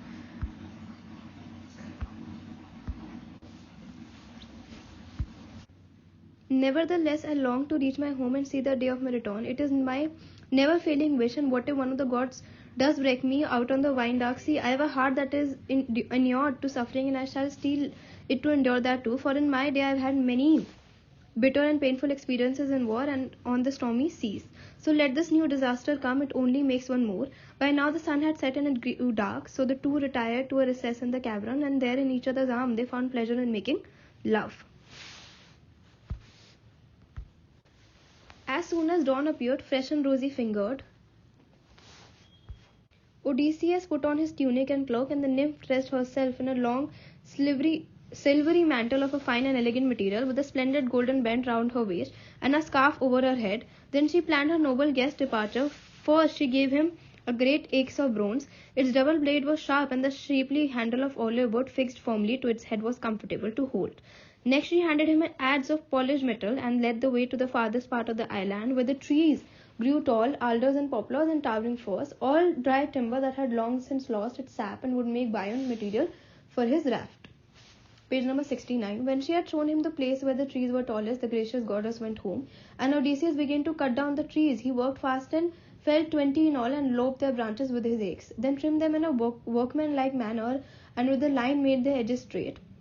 Presently Calypso brought him boring tools. With these he drilled through all his planks, cut them to fit each other, and fixed this flooring together by means of dowels driven through the interlocking joints, giving the same width to its raft as a skilled shipwright would choose in rounding out the hull for a broad-bottomed trading vessel. He next put up the deckling, which he fitted to ribs at short intervals, finishing with long gunwales down the sides. He made a mast to go in the rift, and constructed a half-deck and a rudder to keep it on its course, and from stem to stern he fenced its sides with plaited osier twigs and a plentiful backing of brushwood. As some protection against the heavy seas, meanwhile the goddess Calypso had brought him cloth with which to make the sail. This too he skillfully made, then lashed the braces, halyards and sheets in their places on board. Finally he dragged it down on rollers into the bright sea. By the end of the 4th day all his work was done, and on the 5th the goddess Calypso saw him off from the island. She bathed him first and dressed him in a sweet-smelling clothes. She had also stored 2 skins in his boat, one full of dark wine, the other larger one of water, as well as a leather sack of grain and quantities of appetizing meat. And now a warm and gentle breeze sprang up at her command. It was with a happy heart that the noble Odysseus spread his sail to catch the wind, and skillfully kept the raft on course with the rudder. There he sat and never closed his eyes in sleep, but kept them on plials, or watched the late setting boots slowly fade, or the great bear, sometimes called the vane, which always wheels round the same place and looks across at Orion, the hunter, with a wary eye. It was this constellation, page number 70, the only one which never sinks below the horizon to bathe in ocean stream, that the wise goddess Calypso had told him to keep on his left hand as he sailed across the sea. So for 17 days he sailed on his course, and the 18th there came into view the shadowy mountains of the Phaeacians' country, which jutted out to meet him. This land looked like a shield laid on the misty sea. But now Poseidon, lord of the earthquake, who was on his way back from his visit to Ethiopians, observed him from the distant mountains of Salome. The sight of Odysseus sailing over the seas enraged him. He shook his head and said to himself, "Damnation! I had only to go to Ethiopia, for the gods should change their minds about Odysseus, and there he is close to Phaeacians' land, where he is destined to bring his long ordeal to an end. Nevertheless, I mean to let him have a bellyful of travel yet." With that he marshalled the clouds, and seizing his trident in his hand, stirred up the sea. He roused the stormy blast of every wind that blows, and covered land and water alike with a canopy of the cloud. Darkness swooped down from the sky. The east wind and the south wind and the tempestuous west wind clashed together, and the north wind came from the upper sky, rolling a great wave in front of it. Odysseus' knees shook and his spirits failed. In anguish he communed with his great heart. "Poor wretch that I am, what will come of me after all? I fear the goddess prophesied all too well when she told me I should have my full measure of misery on the sea before I reach my native land. Every word she said is coming true. At Zeus' command the whole sky is heavy with clouds. The sea is seething. The squalls from every quarter hurtle together. There is nothing for me now but sudden death. 3 and 4 times blessed are those men, countrymen of mine, who fell long ago in the broad plains of Troy in loyal service to the sons of Atreus. If only I too could have met my fate and died the day the Trojan hordes let fly at me with their bronze spears over Achilles' corpse, I should at least have had my burial rites, and the Achaeans would have spread my fame abroad. But now it seems I was predestined to an ignoble death." As he spoke, Page number 71. A mountainous wave advancing with awesome speed crashed down upon him from above and whirled his raft around. The rudder was torn from his hand and he himself was tossed off the raft. At the same moment, the varying winds joined forces in one tremendous gust, which snapped the mast in two and flung the sail and half deck far out in the sea. For a long time the water kept him under, weighed down by the clothes which the goddess Calypso had given him. He could not quickly fight his way up against the downrush of that mighty wave, but at last he reached the air and spat out the bitter brine that poured down his face. Exhausted though he was, he did not forget his raft, but struck out after it through the surf, scrambled up, and sitting in the middle of it, avoided the finality of death. The heavy seas thrust him with the current this way and that, like the north wind at harvest time, tossing about the field a ball of thistles that have stuck together. The gust drove his craft hither and thither over the sea. Now the south wind would toss it to the north to play with, and now the east would leave it for the west to chase. But there was a witness of Odysseus' flight. This was the daughter of Cadmus, Ino of slim ankles, who was once a mortal woman, speaking like ourselves, but now lives in the salt depths of the sea, and the Leuco, the white goddess, had been acknowledged by the gods. She took pity in the forlorn and afflicted Odysseus, rose from the water like a seagull on the wing, and settled on his raft.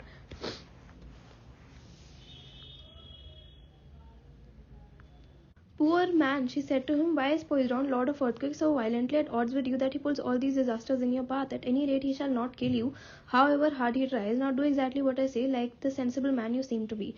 Take off those clothes, leave your raft for the winds to play with, the swim of your life to the Phaeacian coast, where deliverance awaits you. Here, take this wheel and wind it around your waist. With its divine protection, you need not be afraid of injury or death. But directly you touch the dry lands with your hands, undo the wheel and throw it far out from the shore into the winged dark sea. And as you do so, turn your eyes away. Page number 72. As she spoke, the goddess gave him the wheel, and then like a gull she dived back into the turbulent sea, and the dark waters swallowed her up. Stalwart Odysseus was left in perplexity and distress, and once more took counsel with his indomitable soul, saying with a groan, I am afraid this is one of the immortals setting a snare to catch me, with her advice to abandon my raft. Now I will not leave the raft for the moment. I saw with my own eyes how far the land is where she promised me salvation. I shall do what I myself think best. As long as the joints of the planks hold fast, I shall stay where I am and endure this suffering. But when the seas break up my raft, I will swim for it. I cannot think of anything better. As Odysseus was turning this over in his heart and mind, Poseidon the earth shaker sent him another monster wave. Grim and menacing, it curled over his head, then hurtled down and scattered the long timbers of his raft, as a boisterous wind will toss a dry heap of chaff and scatter it in all directions. Odysseus scrambled on to one of the beams, and sitting astride like a rider on horseback, cast off the clothes that the divine Calypso had given him. Then he wound the wheel around his waist, and with arms outstretched plunged headlong into the sea and boldly struck out. The long Poseidon saw him, shook his head, and said to himself, so much for you. Now make you your miserable way across the sea until you come into the hands of people favored by the gods. Even so, I don't think you'll find any fault with your buffeting. With this, Poseidon lashed his long man horses and drove to Aegae, where he had his famous palace. At this point, Athene, daughter of Zeus, decided to intervene. She checked all the other winds in their courses, bidding them calm down and go to sleep. She summoned the strong north wind, with which she flattened the waves in the swimmer's path, so that Odysseus, favorite of Zeus, might be rescued from the jaws of death and come into the hands of seafaring Phaeacians. For 2 nights and 2 days he was driven by the heavy seas. Time and again he thought he was doomed, but in the morning on the third day, which dawned with her beautiful tresses opened in all her beauty. Page number 73. The wind dropped, a breathless calm set in, and Odysseus, keeping a sharp lookout, caught a glimpse of the land close by as he was lifted by a mighty wave. He felt all the relief that a man's children feel when their father, who has been in bed wasting away with a long painful illness, in the grip of some malignant power, passes the crisis by the gods' will, and they know that he will live. Odysseus' happiness was like that when he caught that welcome glimpse of earth and trees. He was swamped quickly on in his eagerness to set foot on solid ground, but when he had come within shouting distance of the shore, he heard the thunder of the surf on a rocky coast. With an angry roar, the great seas were battering the rocky land, and all was wheeled in spray. There was no coves, no harbours that would hold a ship, nothing but headlands jutting out, sheer rock and jagged trees. When he realized this, Odysseus' knees grew weak and his heart failed. In his misery he communed with his courageous spirit. "O misery," he groaned, "against all hope, Zeus, let me see land. After I won my way across the vast expanse of water, only to find there is no escape from the foaming sea. and all my efforts will have been in vain offshore the pointed reefs, all round a raging sea, behind a smooth sheer cliff, deep water near the shore, no place where a man can touch bottom and scramble to safety. If I try to land, I may be lifted by a roller, dashed against the solid rock, and I'd have my trouble for nothing if I swim further down the coast. On the chance of finding a natural harbour where the waves reach the beach sideways, I'm afraid another squall will snatch me and they drag me out groaning into the teeming deep. Or some demon may let loose against me any of the monsters that the great amphitrite breeds in her seas, and I am well aware of that famed earthshaker is at odds with me. This inward debate was cut short by a tremendous wave which swept him forward to the rugged shore, where his skin would have been torn off and all his bones broken, had not the bright-eyed goddess Athene put into his head to grab hold of a rock with both hands as he was swept in. He clung there groaning while the great waves swept by, but no sooner had the page number 74 escaped its fury than its backward rush caught him with full force and flung him far out to sea. Pieces of skin stripped from his sturdy hands were left sticking to the crag like the pebbles that stick to the suckers of a squid.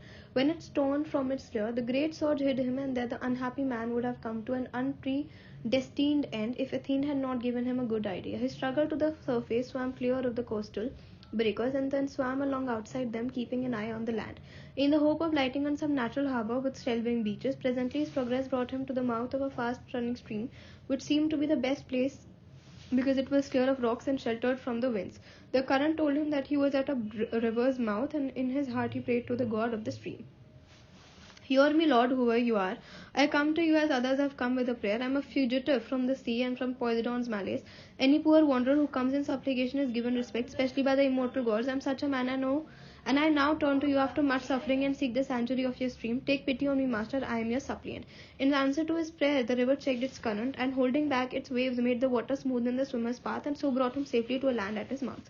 Odysseus' knees gave away and his sturdy arms sagged. He was exhausted by his struggle with the sea. All his flesh was swollen, and streams by brine gushed from his mouth and nostrils.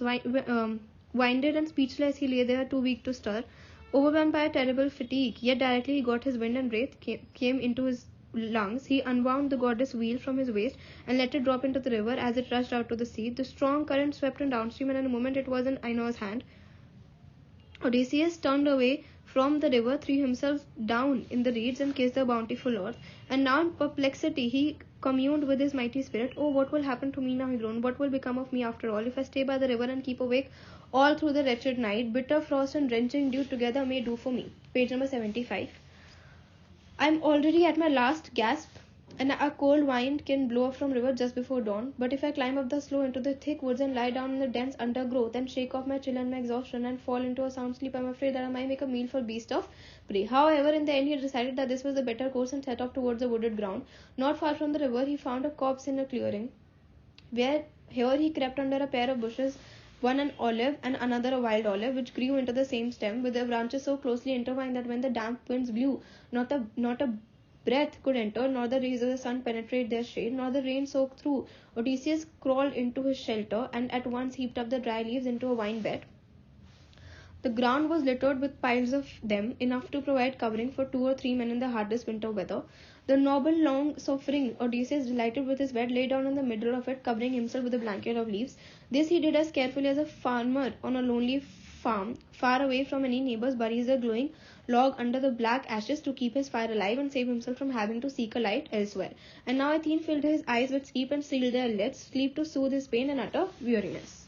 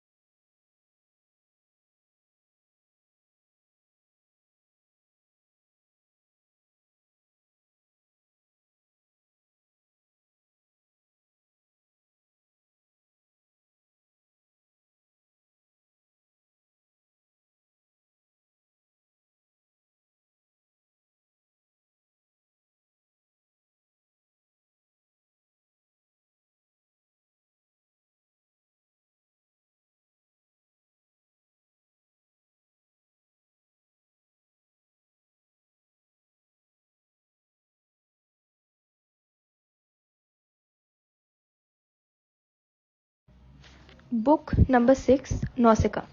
So there he slept, the much-enduring patient Odysseus, conquered by sleep and weariness, but Athene came to the country and city of Phaeacians. These Phaeacians had lived in the broad lands of Hyperi and been neighbors to the Cyclopes, a domineering people who used to take advantage of their greater strength to ravage their land till the day when the godlike Nausithous took them and settled them in Skiri, far from ordinary hard-working people. Then he laid out the walls of a new city, built houses, put up temples to the god, and divided up the land for cultivation. But he had long since met his fate and gone to Hades' hall, and it was now the divinely inspired Alcinous who ruled them. To his palace, the bright-eyed goddess Athene made her way, intent on her plans for the great-hearted Odysseus' return.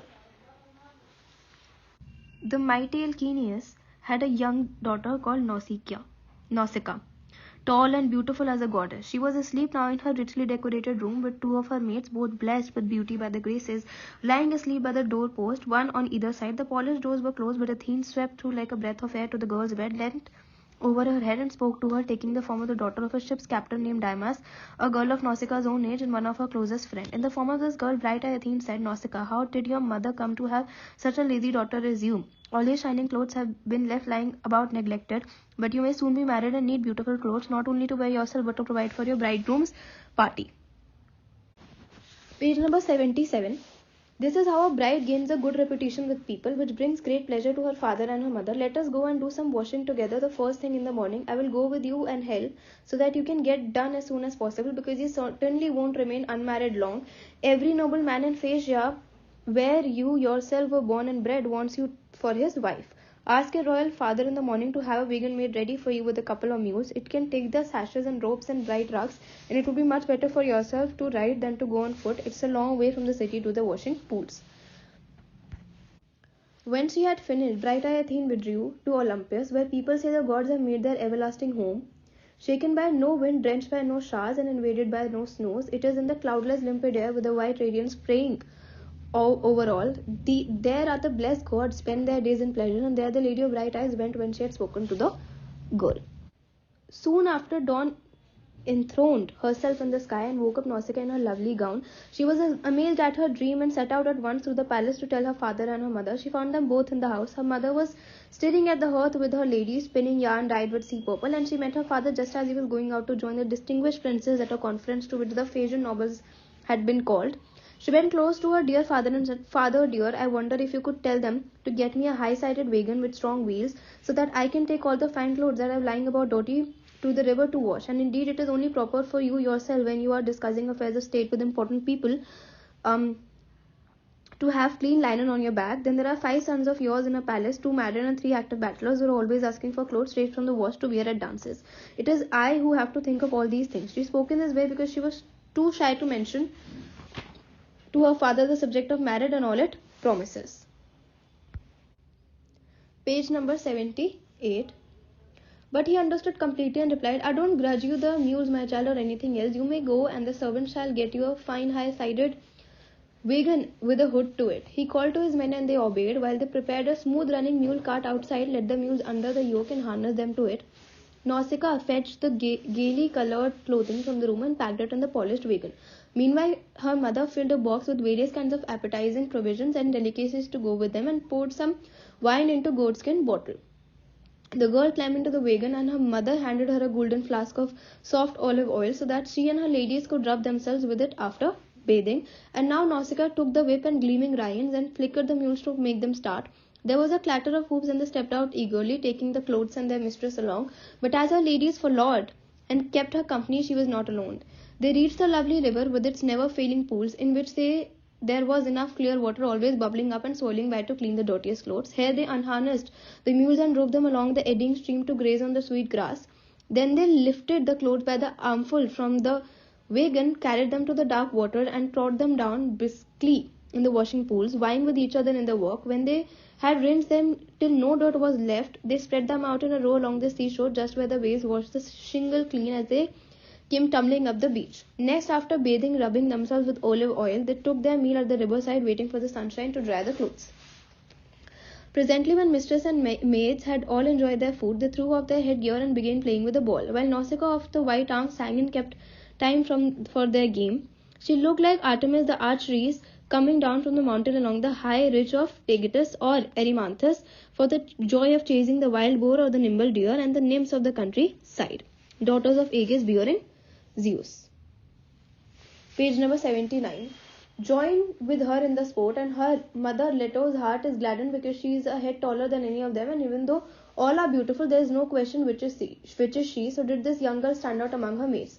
When she was about to yoke the mules and fold the beautiful clothes and set out for home, the bright-eyed goddess Athene had other ideas arranged for Odysseus to wake up and see this lovely girl who was to serve as his escort to the Phaeacian city. Accordingly, when the princess threw the ball to one of her maids, it missed her and fell into the deep eddying current. At this, they all gave a loud shriek. The noble Odysseus awoke, and sitting up wondered to himself, "What country have I come to this time?" he said with a groan. "What people are there here, hostile and uncivilized savages, or kindly and God-fearing people? There is a shrill echo in my ears as though some girls are shrieking. Nymphs, who hunt the steep hilltops, the springs of rivers, and the grassy meadows? Or am I by any chance among human beings who can talk as I do? Well, I must go and use my own eyes to find out." So the noble Odysseus crept out from under the bushes after breaking off with his great hand a leafy bough from the thicket to conceal his naked manhood. Then he advanced on them like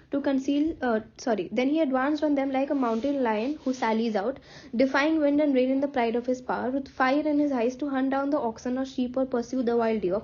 Forced by hunger, he will even attack flocks in a well-protected fold. So Odysseus, naked as he was, made a move towards these girls with their braided hair. Necessity compelled him. Grimy with salt, he was a gruesome sight, and the girls went scuttling off in every direction along the jutting spits of sand. Alcinous's daughter Nausicaa was the only one to stand firm. Athene put courage into her heart and took the fear from her limbs, and she stood her ground and faced him.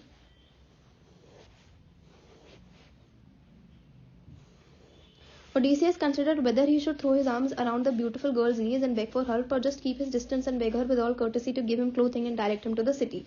He decided that as the lady might take offense if he embraced her knees, it would be better to keep his distance. And page number 80. Courteously plead his case. In the end, his address was both courteous and full of subtlety. "Princess, I am at your knees. Are you some goddess or a mortal woman? If you are one of the gods who live in the wide heaven, it is of Artemis, the daughter of Almighty Zeus, that your beauty, grace, and stature most remind me. But if you are one of us mortals who live on earth, then thrice blessed indeed are your father and your lady mother, thrice blessed your brothers too. How their hearts must glow with pleasure every time they see their darling join the dance. But he is the most blessed of them all, who with his wedding gifts can win you and take you home as a bride. Never have I set eyes on any man or woman like you. I am overcome with awe as I look at you. Only in Delos have I seen the like. A fresh young palm tree shooting above the altar of Apollo when my travels took me there. With a fine army at my back that time, though the expedition was doomed to end so fatally for me, for a long time I stood spellbound at the sight, for no such sapling ever sprang from the ground. And it is with just the same wonder and veneration that I look at you, my lady, and I dare not clasp your knees, though my sufferings are serious enough. Only yesterday, after 19 days, I made escape from a wine-dark sea. It took all the time for the waves and tempestuous winds to carry me here from the island of Ogygia, and now some god has flung me on this shore, no doubt to suffer more disasters here, for I have no hope that my troubles will come to an end. And gods have plenty in store for me before that can be. Pity me, princess, you are the first person I have met after all I have been through, and I do not know a soul in the city or this land. Do direct me to the town and give me some rags to put around myself, if only the close wrappings you may have brought when you came here. And may the gods grant you your heart's desire. May they give you a husband and a home and the blessing of harmony so much to be desired, since there is nothing better or finer than when two people of one heart and mind keep house as man and wife, a grief to their enemies and a joy to their friends, and their reputation spreads far and wide. Page number 81. Sir, said the wide-armed Nausicaa, since your manners show you are not a bad man or a fool, it is Olympian Zeus himself who assigns good fortune to men, good and bad alike, as he wills, and must have sent you your personal misfortune, and you must just endure it. But now, since you have come to our country and our city here, you certainly shall not want for clothing or anything else than an unfortunate suppliant has the right to expect from those he meet. I will show you the way to the town and tell you who we are. This country and the city belong to Phaeacians. I myself am the daughter of great-hearted Alcinous, who is the source of the might and majesty of the Phaeacian people. Here she turned and called out to her mates, "Stop, girls, where are you flying at the sight of a man? Don't tell me you take him for an enemy. There is no man on earth, nor ever be, who would dare to set hostile feet on Phaeacian soil. The god are too fond of us for that. Remote, we are at the edge of the world and come in contact with no other people. This man is an unfortunate wanderer who has stayed here, and we must look after him, since all strangers and beggars come under the protection of Zeus, and to such people a small gift can mean much. So give him food and drink, girls, and bathe him in the river, where there is shelter from the wind." The girls stood still, each urging the others on. Then they led Odysseus to a sheltered place where he could sit down, as Nausicaa, the daughter of the great-hearted Alcinous, had ordered. On the ground beside him they laid a tunic cloak for him to wear, and giving him some soft olive oil in a golden flask, they told him to wash himself in the running stream. Then the good Odysseus said to them, "Ladies, stand back over there and leave me to wash the brine from my shoulders and rub my body with olive oil. It's long time since olive oil has touched my skin. I'm not going to take my bath with you looking on. I should be ashamed to stand naked in the presence of elegant ladies." At this they withdrew and told their young mistress about it. Meanwhile, with river water, Odysseus was washing off the salt that encrusted his back and his broad shoulders and scrubbing. Page number 82. His head free of the scurf left there by the barren sea, when he had thoroughly washed and rubbed himself with olive and had put on the clothes which the girl had given him, Athene, daughter of Zeus, made him seem taller and sturdier, and caused the bushy locks to hang from his head thick as the petals of a hyacinth in bloom, just as a craftsman trained by Hephaestus and Pallas Athene in the secrets of this art puts a graceful finish to his work. By overlaying silverware with gold, she endowed his head and shoulders with beauty. When Odysseus retired to sit down by himself on the seashore, he was radiant with grace and beauty. Nausicaa gazed at him in admiration and said to her beautiful hair attendants, "Listen, my white-armed girl, to what I am saying. This man's arrival among the godlike Phaeacians was not opposed by all gods of Olympus. When we first met, I thought him repulsive, but now he looks like the gods who live in heaven. I wish I could have a man like him for my husband, if only he were content to stay and live here. But come, girls, give the stranger something to eat and drink." Her maids at once carried out her orders and set food and drink before the stalwart Odysseus, who ate and drank with avidity, for it was a long time since he had tasted any food. Nausicaa of the white arms now turned her mind to other matters. After folding up the clothing, she stowed it in her fine wagon, harnessed the strong hoofed mules, and herself climbed in. Then she called to Odysseus, "Come, son, and make a move towards the city, so that I can direct you to my good father's house, where I can assure you that you will meet all the Phaeacian nobility. But this is what you must do, and I take you for a man of understanding. So long as we are passing through the country and the farmer's land, walk quickly with my mates behind the wagon and the mules following me. But once we come to a city, it is surrounded by high battlements. It has an excellent harbour on each side and is approached by a narrow causeway, where the curved ships are drawn up to the road, and each owner has his separate landing place. Here is the people's meeting place, built up next to the fine temple of Poseidon, with blocks of quarried stone bedded deeply in the ground. It is here too that the sailors attend to the rigging of the black ships, their cables and sails, and smooth their oars. For the Phaeacians have no use for the bow and quiver, but only for mast and oars on the graceful craft. They have to take pride in sailing across the grey seas. Now it is their unpleasant gossip that I wish to avoid. I am afraid they might give me a bad name, for they are supercilious people. And I can well imagine one of the cruder ones saying, after he had seen us, "Who is this tall and handsome stranger with Nausicaa? Where did she find him? Her future husband, no doubt. She must have rescued some shipwrecked foreigner who had stayed this way, since we have no neighbours. Or perhaps some god had answered her insistent prayers and stooped from heaven to make her his forever. And it is better that way, that she could look around and find a husband from abroad, for she obviously despises her fellow Phaeacians, though so as many of the best would like to marry her. That is how they will talk, and my good name would suffer. Indeed, I should blame any girl who behaved like that, who behind her family's back, while her parents were still alive, associated with a man before being properly married. So listen carefully to my directions if you want my father's help for a homeward journey as soon as possible. You will see near the path a fine poplar wood sacred to Athene, with a spring welling up in the middle and meadow all around. That is where my father has his estate and fertile garden within calling distance of the city. Sit down there and wait a little till we get into the town and reach my father's house. When you think we have had time to do so, go into the city yourself and ask for the palace of my father, the great-hearted Alcinous. It is quite easy to recognize. Any little child could show it to you, for the houses of the rest are not built in anything like the style of the palace of King Alcinous, my father. Directly you have passed through the courtyard and into the buildings, walk quickly through the great hall till you reach my mother, who sits in the firelight by the hearth, spinning yarn dyed with sea purple, and a marvellous sight, with a chair against a pillar, and her lady is sitting behind. Page number 84. My father's throne is close to hers, and there he sits drinking his wine like a god. Slip past him and clasp my mother's knees if you wish to see the day of your homecoming and rejoice, however far away it is. For if she is sympathetic to you, you may confidently expect to see your friends again, to reach your own fine house and your native land. When she had finished, Nausicaa used a skinny whip on the mules, and they soon left the flowing river behind them. their legs weaving a pattern as they trotted steadily along. She drove so as to allow the matron Odysseus to keep up with her on foot, and used her judgment in laying on the whip. As the sun was setting, they reached the famous grove, the sacred place of Athene. Here the god Odysseus sat down and prayed to the daughter of Almighty Zeus. Hear me, Artiton, unwearied one, child of Zeus who bears the Aegis, and hear my prayer this time. You turned a deaf ear to me before, when I was shipwrecked and the great earthshaker shattered my raft. Grant that Phaeacians may receive me with kindness and compassion. Pallas Athene heard his prayer, but still refrained from appearing before him out of deference to her father's brother Poseidon, who persisted in his rancor against the noble Odysseus until he reached his own homeland.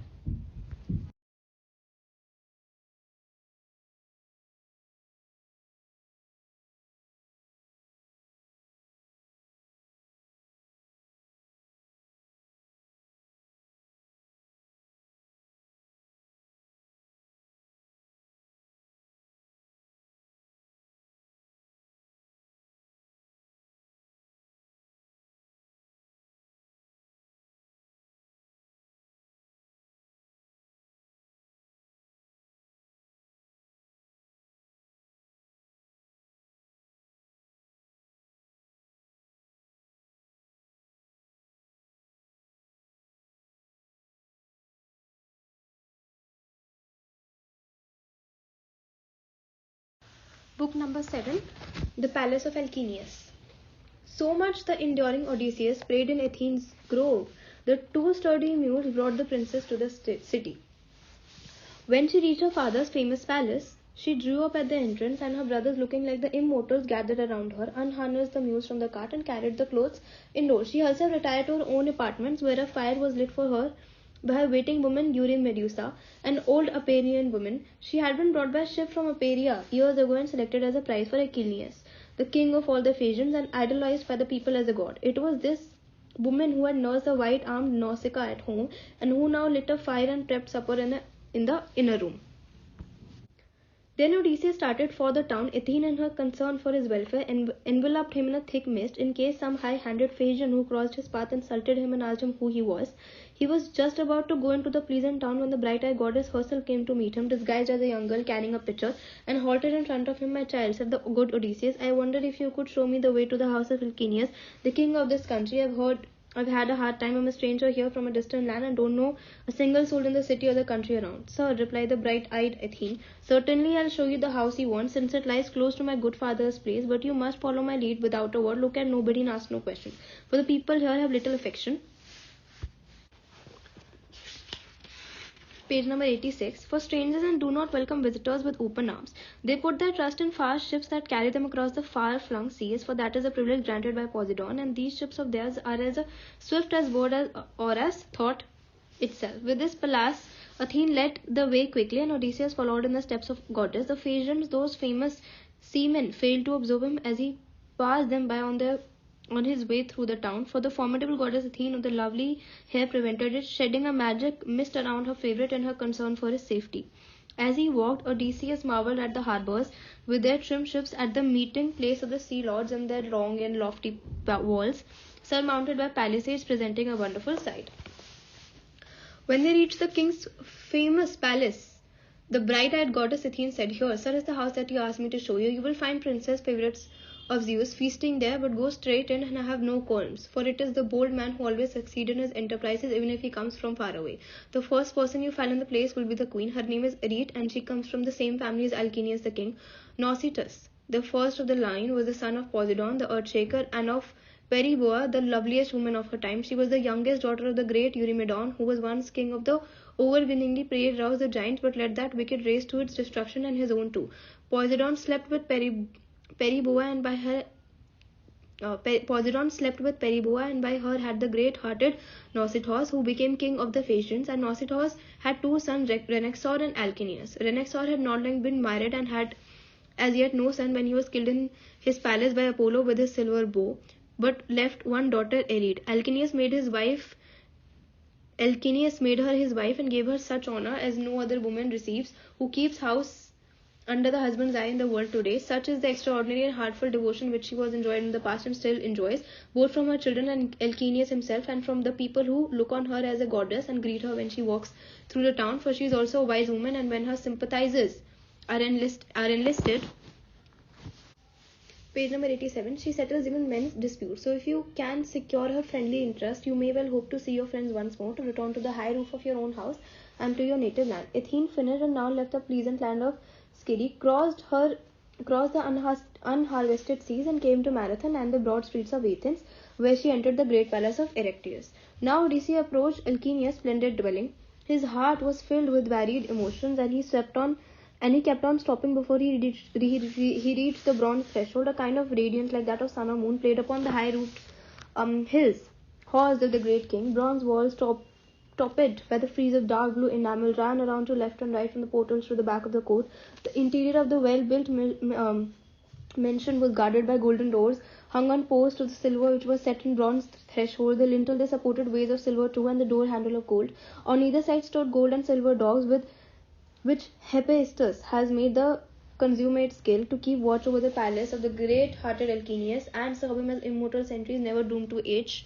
Inside the hall, tall chairs were ranged along the walls on either side, right round from the threshold to the chamber at the back, and each was draped with a delicately woven cover that the women had worked. Here the Phaeacian chieftains used to sit and enjoy the food and wine, of which was always a lavish supply. Golden statues of youth fixed on solid pedestals held flaming torches in their hand to light the banqueters in the hall by night. The house keeps 50 maids employed. Some grind apple golden corn in the handmill, some weave at the loom or sit and twist yarn, their hands fluttering like the leaves of a tall poplar. White soft olive oil drips from the close woven fabrics they have finished. For the Phaeacians' extraordinary skill in handling ships at sea is matched by the dexterity of their women folk at the loom. The Athene has given them outstanding skill in beautiful crafts and such fine intelligence. Just outside the entrance to the courtyard, surrounded by a wall, lies a large orchard of 4 acres, pears and pomegranates, apple trees with glossy fruit, sweet figs and luxuriant olives.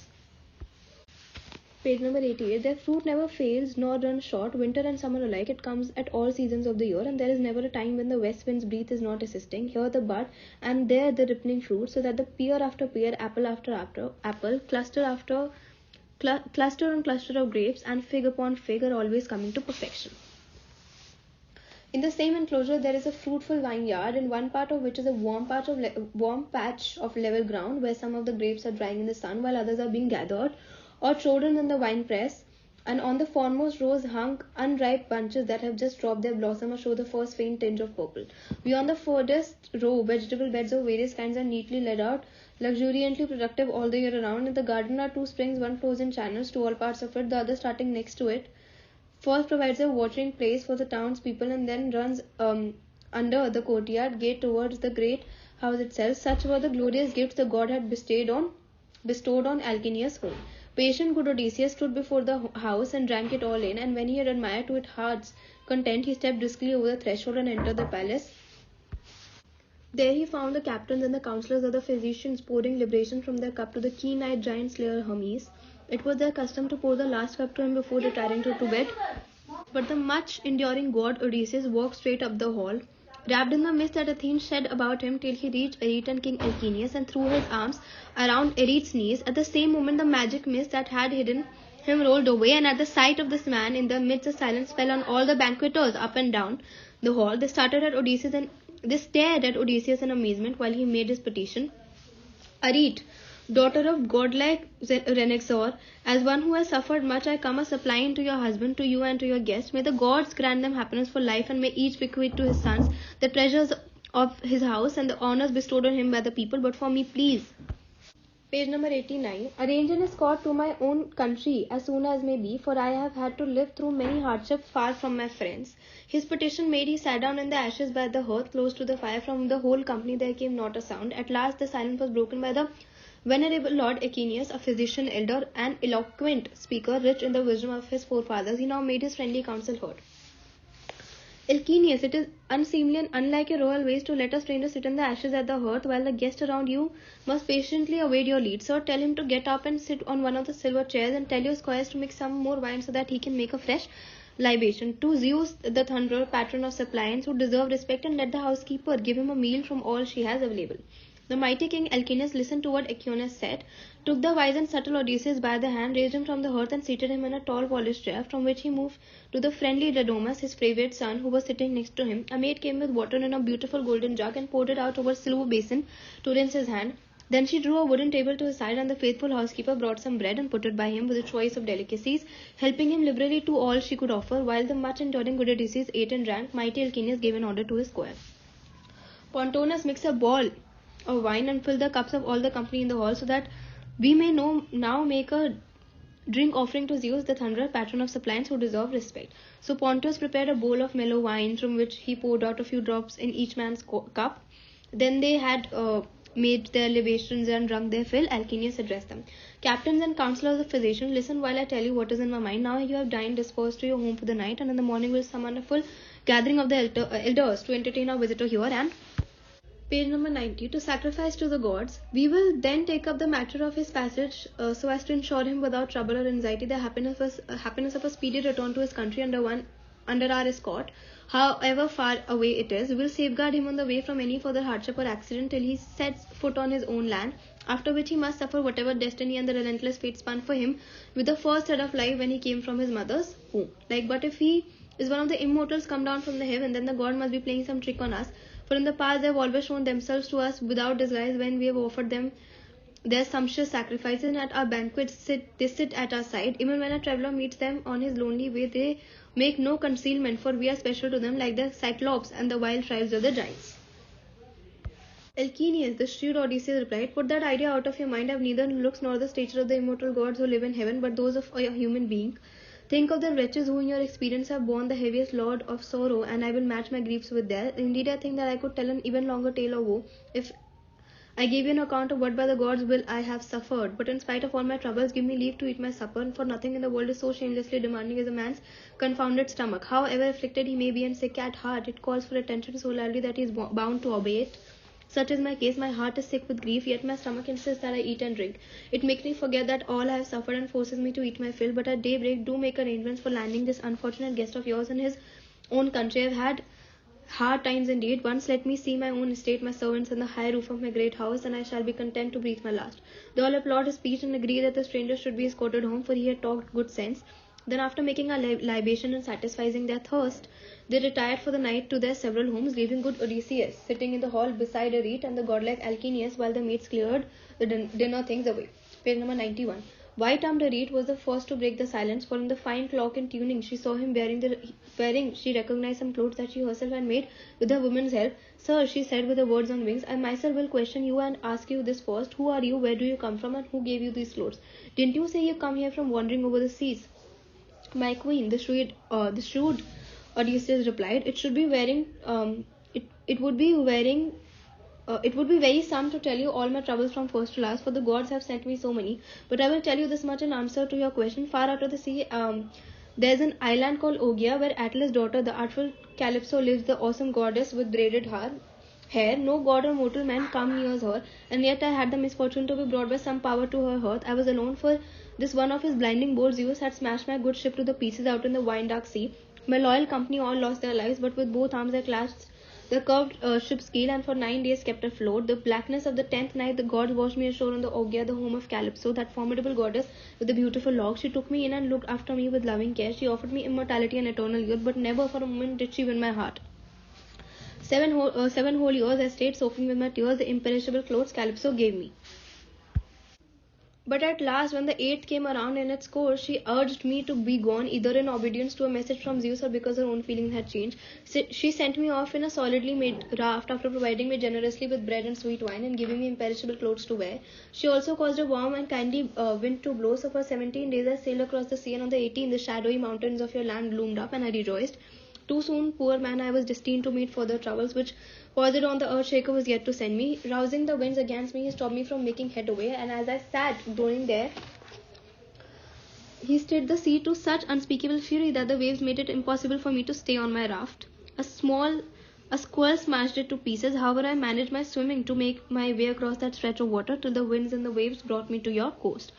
There I tried to scramble ashore, but a wave took and dashed me on the great rocks of that inhospitable coast. So I gave the plan and swam away from the shore. In the end, I reached a river which seemed to offer the best possible landing place, clear of rocks and sheltered from the wind. I struggled out and lay there till I could rally my strength. Meanwhile, the solemn river, I lay down in a thickest, heaped leaves over my body, and with the god's help fell into a sound sleep. I was exhausted and slept there in the leaves all night, and right through the morning into the middle of the day. The sun was on his downward path when I awoke from my refreshing sleep to find your daughter's ladies playing on the beach. The princess herself was with them, looking like a goddess. I asked for help, and she proved that good sense she was, acquitting herself in a way you would not expect in one so young. Young people are thoughtless as a rule. But she gave me plenty of bread and sparkling wine, bathed me in the river, and provided me with clothes. You see, that is the truth of the matter, painful as it is to tell me, as it is to tell it.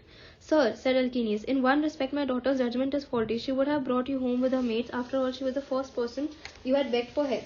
My lord, replied the resourceful Odysseus, do not rebuke your peerless daughter. She did tell me to follow along with the servants, but in my modesty I shrank from doing so, fearing that he might be indigent at the sight. We men are naturally suspicious. My friend, replied Alcinous, I am not one to take offence for no good reason. It is always better to be reasonable. I wish by Zeus and Athene and Poseidon, I wish that a man like you, like-minded than myself, could have my daughter and remain here as my son-in-law. I would give you a house and riches, that is if you were willing to stay, but not one of us physicians shall detain you. God forbid such a thing, and to set your mind at rest, and now appoint a day for your departure home tomorrow. You shall lie deep in sleep while they row over tranquil seas, till you come to your own country and your house or anywhere else where you would like to go. Nor does it matter if the place is even more remote than Euboea, which is said to be the world's end, where those of our sailors who saw it, and that time they took a born-haired Rhadamanthus to Titreus, the son of Earth. They got there and returned in one day without fatigue. But you shall learn from your own experience the surpassing excellence of my ships, and how good my young men are at the whipping the water with their oars. Odysseus, patient heart filled with happiness, and he listened, and he raised his voice in prayer. O Father Zeus, grant that Alcinous may accomplish all that he has promised. Then his fame would never die anywhere in the fruitless earth, and I shall come again to the land of my fathers. While they were conversing, white-armed Arete gave her maid instruction to put a bed in the portico, and to finish it with finest purple rugs, spread coverlets over these, and add warm blankets on the top. The servants, torch in hand, went out to the hall and busied themselves at this task. When they had spread the bedclothes on the bed, they came up to Odysseus and invited him to retire. Come along, sir, they said, your bed is made. The prospect of sleep seemed very sweet to him, so the long-suffering god Odysseus slept there in the echoing portico on the wooden bed. Alcinous lay down for the night in his room at the lack of the lofty place with his wife who shared his bed.